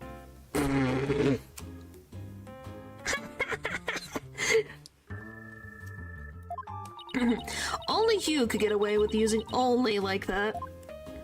Oh boy. Enough of this jibber jabber. Suffice to say, this witness was up in the crane when saw the accused dragging the mat.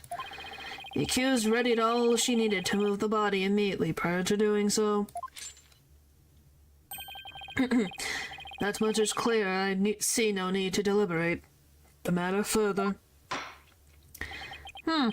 Considering that the body was moved in the same manner as in the script, I find Prosecutor Blackwell's claim to be quite persuasive. Does the defense care to dissuade me? Ugh. As long as a mat was used to move the body, Junie's going to be under suspicion.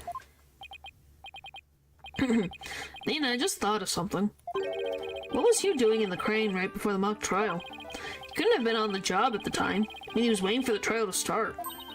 Yeah, why was he in the crane? Wait, you don't think... Your Honor? Yes, Miss Sykes? I got it. I got an amazing idea that will turn the prosecution's claim on its head. Though conjecture has never stopped us before. Interesting. Mr. O'Connor, you're using the crane to... move yourself.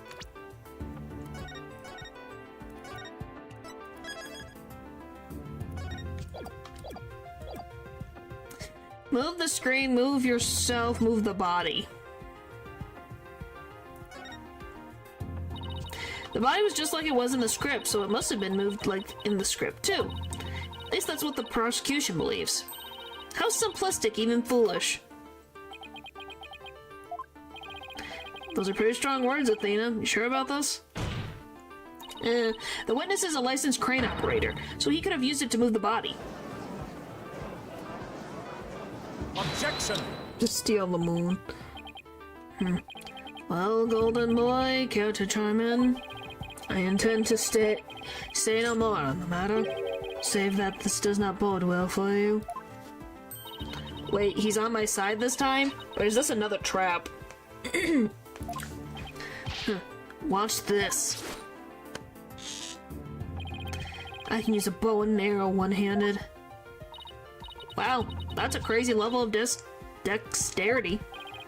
Can even drive a crane with one hand. That's easy. But operating the crane itself is so complex, it requires both hands.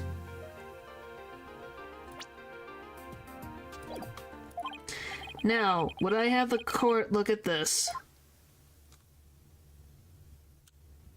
He's injured. Oh. Oh, that's what we saw. His hand was injured. That's what Junie saw. His hand was injured. So it is blood. He was still down. Oh, please tell me that's a ketchup stain. Oh, so that's why he was doing everything one-handed. You wish. My hand was injured and required surgery. That's the reason I kept my hand in my pocket all this time. I only saw it on the one hand, though. I've already verified this with the hospital of treatment. Quite a nasty wound, they say. So how did you get hurt? Junie misremembered? I see no need to discuss that. Has no relevance to this case. 2 hands are required to operate complex machinery such as a crane. Ergo, on the day of the mock trial, the witness was incapable of moving the body by crane. Now I'm the fool? Well, hey, it explains why his hand was in his pocket all this time. I planned on moving the crane the night before the mock trial, but then I got injured. Wanting to keep my part-time job a secret, I had to do it just before the mock trial instead. I'm not always sleepy. And here I thought this was the big break we've been waiting for. Now that the defense's sophistry is laid bare, I would have the court recall my claim. The body was dropped out of the 3rd floor window to a mat near the maintenance area.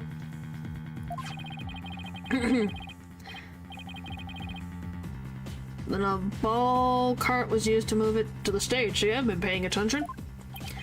Well done, your boldness. Now consider this. The accused was sighted dragging the mat. Ergo, it was she who moved the body.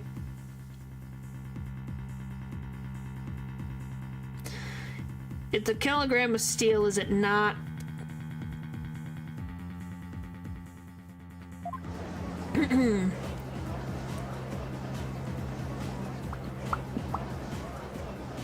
Are we doing this again?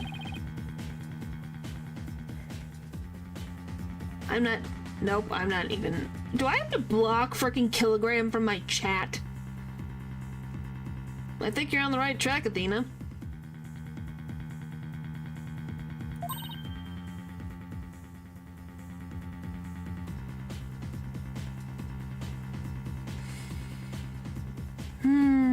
You do? Yes, Jennifer remains the prime suspect if you assume the body was moved per script. So, as the defense, you had to figure out how else the body could have been moved.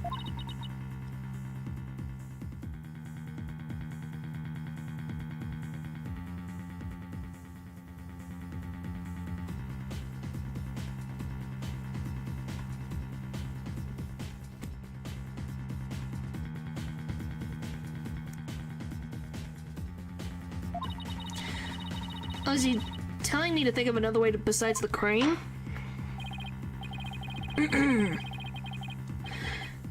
Ms. Sykes, if you have a counter-argument, this court would love to hear it, and if you do not, it's time for the verdict. Is that correct, your boldness? Objection! No, not yet.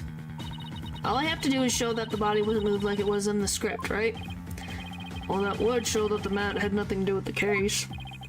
There's a sword of great renown that cuts down sophisticated lawyers. His name is evidence. You don't scare me. Force a smile, Athena. You can do it. What's wrong with your face, Athena? It's a weird mixture of terror and a creepy grin. Just focus on how the body could have been moved without it being dropped. How could anyone lower it without just dropping it? It's not like it could fly. Or maybe it could. After all, there is a way to zip between the art room and the stage.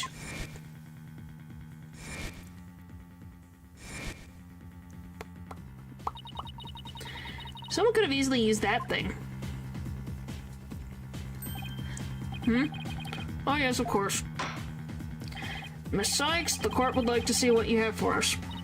All I have to do is show the tiniest shred of a possibility. The mat and the ball cart weren't used to move the body. This is what was used. Take that!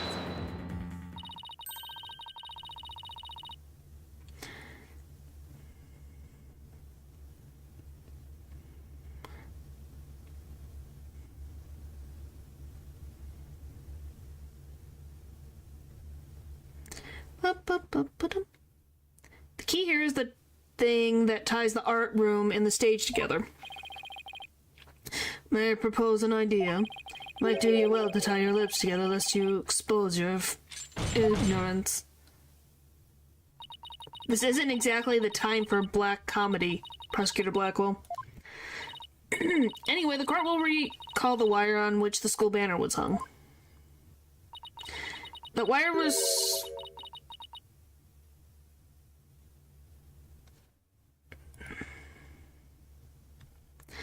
It was a debate.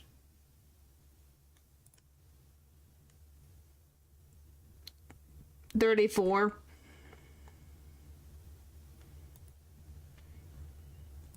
The wire that was strung between the art room and the stage, which allowed students to run or reel in the school banner from the art room.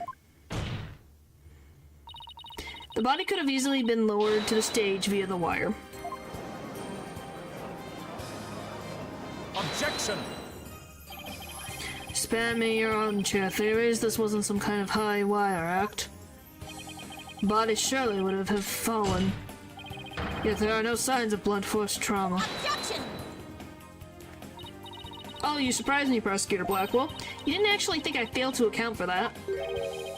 Sure, that's exactly what he thought. When we investigated the stage yesterday, the bottom part of the school banner had been tied into a pouch-like shape. And pouches are useful for carrying things. What do you think this one could have carried? I'll go on, please explain. The body was bundled into the pouch-like section of the banner and set down the wire. The body would have been down on the stage in a flash, and there'd be no need for a mat.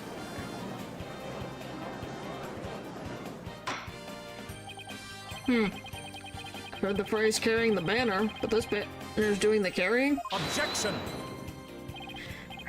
I've no patience for you and your cheap parlor tricks. Your claim is as shaky as a corpse performing the absurd high wire act. If you have an actual objection, then just come out and say it. I trust you recall the bloodstains left on the art room pottery. If the wire had been used to move the body, it would have been to via the window above the quad, the one with the winch. However, the bloodstain pottery was next to the window above the maintenance area.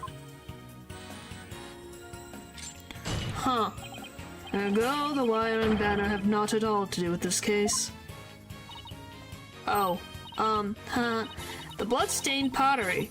I remember that. This doesn't look good. We'll be back to the mat theory if you don't do something. Well, Miss Sykes, I hope you have something better than this time than a circus act.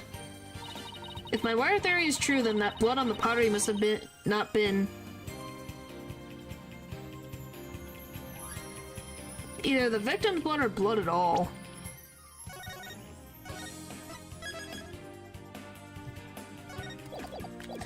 The victim's blood. Maybe it's not the victim's blood. The police checked to see from whom the blood on the pottery came from? Shame on you, Sexton. I'll have a little more respect for the constabulary.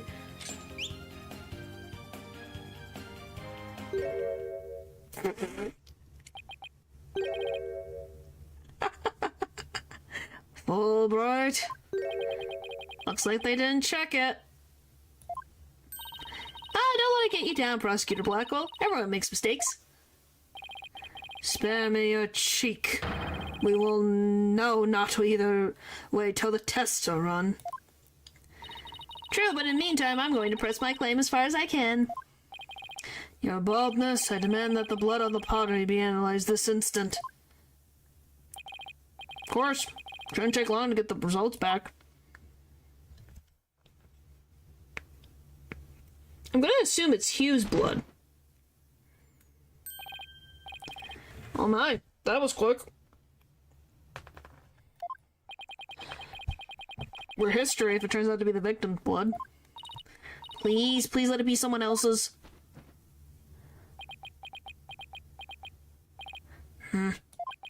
Seems the blood was not from the victim. What? Furthermore, a comparison with the other parties involved with this case reveals that the blood belongs to one Hugh O'Connor. I guessed right. Score. But why was it on the pottery?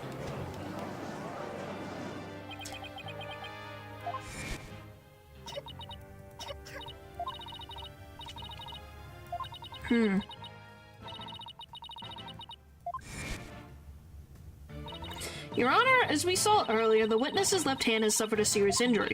He sustained the wound in a struggle with the victim, and his blood got on the pottery. Then Junie saw his blood-stained hands as they passed each other on the first floor hall. It's the only explanation that covers everything. Objection! There is but one way to turn aside her blade, but do not cast the blame on me. Your grudge is with Sykes, dunno, for it is she who forces me to expose your secret. Fine, whatever. Wow, how much dirt does he have on Hugh? Oh boy. The court will observe the odd-looking envelope. What the frick is wrong with people? They put a frickin' switchblade in there! What the frick? No wonder that was a surgery! It was inside that Miriam Scuttlebutt script was found. Why the frick did Miriam have that in her frickin' script? Miss Scuttlebutts? But didn't the prosecution already claim that? This envelope is the one that contained her script? Circumstances have changed. You see, Golden Boy had hidden this from us all. Let's see here. My word, talk about the most painful paper cut. Yeesh. Indeed, you can clearly see that if this envelope is not opened correctly, a powerful spring-loaded blade will shoot forth, leaving a horrible gash upon the hand. The only one who had been told of the correct way to open it was Constant Court.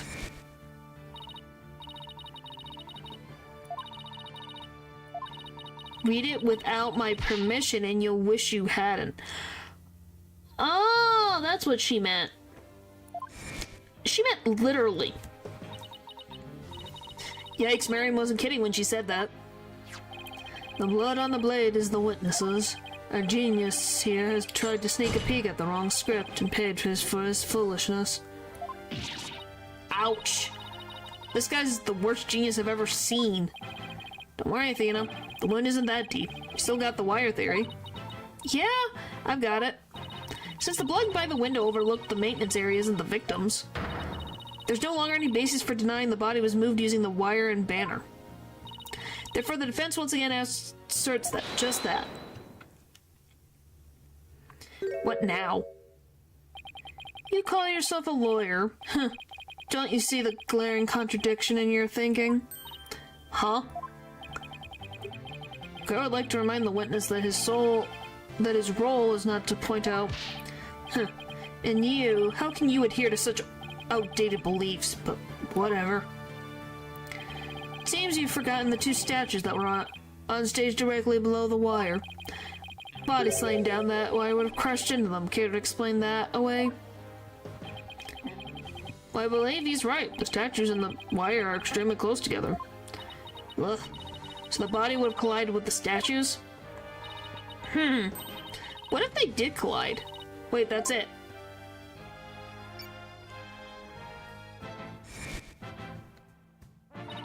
Speaking of those statues, we still don't know how they were broken. But if we assume the body crashed into them, but wouldn't that be blunt force trauma? That would also explain the loud sound we heard when we were in the waiting room. Oh, now that you mention it. You and Mr. Wright went out to the stage after you heard that sound, correct? Objection! Interesting. How very interesting. But may I ask you just one question? When was it that you heard this said sound? It was a little after the mock trial had started.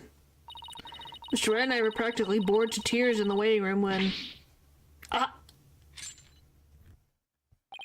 Precisely, if that sound you heard did happen while the body was being moved,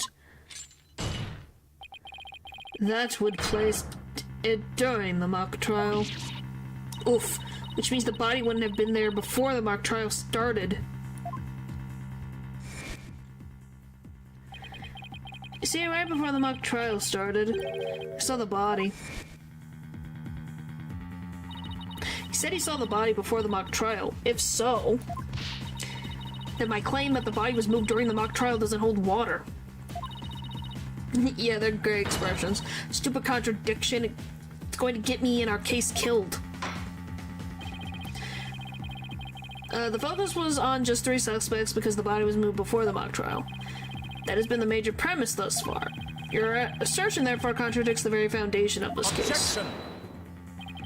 Both sides still lack incontrovertible evidence, so should we not also treat Golden Boy's testimony with some level of suspicion? Good point. Prosecutor Blackwell is on our side! I bet he figured out the truth behind this case. Well, great, as long as he's not up to something else. If the statues really were broken when the body hit them, then Hugh's statement about seeing the body before the mock trial is a big fat lie. Okay, Mr. O'Connor, let's get to the bottom of this contradiction about when you saw the body. Look me straight in the eyes and repeat your statement to me. Like I'd said before the mock trial, the body was, you know... I'll only say this once, Golden Boy. Best tell the truth and do it now. That is, if your head wishes to enjoy the continued companionship of your body. Now, out with it. Do you truly witness the body? Or were you just lying about it? Well, which is it? You what? I never saw the body. Sure. Sure about that? Lying to this court again and I'll charge you with perjury. There was no body on the stage. I've been lying about this whole time. I'm sorry. Yes, we exposed Hugh's big fat lie for what it is. But why would he lie about this to begin with? Order. The base premise that the body was moved before the mock trial has been overturned. Imagine this has an impact on both the defense and the prosecution's case. Well, first, I'd like to thank the prosecutor, which brings us one step closer to the truth. Now, at least we know the body was moved using the wire and skull banner. Indeed, that much I shall concede. Sykes to know. The body was moved, as you stated, in the midst of the mock trial. So both sides are satisfied then? If the body was moved before the mock trial, we have our 3 suspects. Dana's objection theme has sparkly sounds because she's given in the booklet that came with the Dual Destiny soundtrack. Okay, that's a very random thing to say, but alright then. Now, but if the move took place amidst the mock trial, it's an entirely different story. Right, all 3 suspects were in the mock trial. That gives them solid alibis. Objection! No! It makes Junie suspicious. How simplistic. Did you forget the student in charge of the audio? Amidst the mock trial, she was the one soul who'd leave and re-enter the hall. What's this? Who is this person in charge of the audio? Oh no, how could I forget? It was... Junie!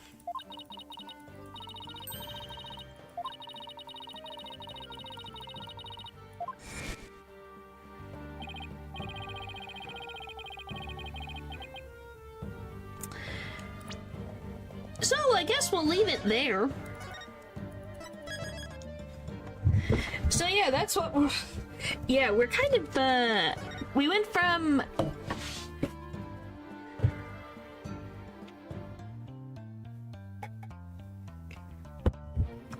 Yeah, the one time. Yeah, now we're in more of a pit than we were before. Oh, yeah, my voice is dying, if you couldn't tell. Alright. Thank you guys for watching this stream, and I'll see you guys next time. Bye!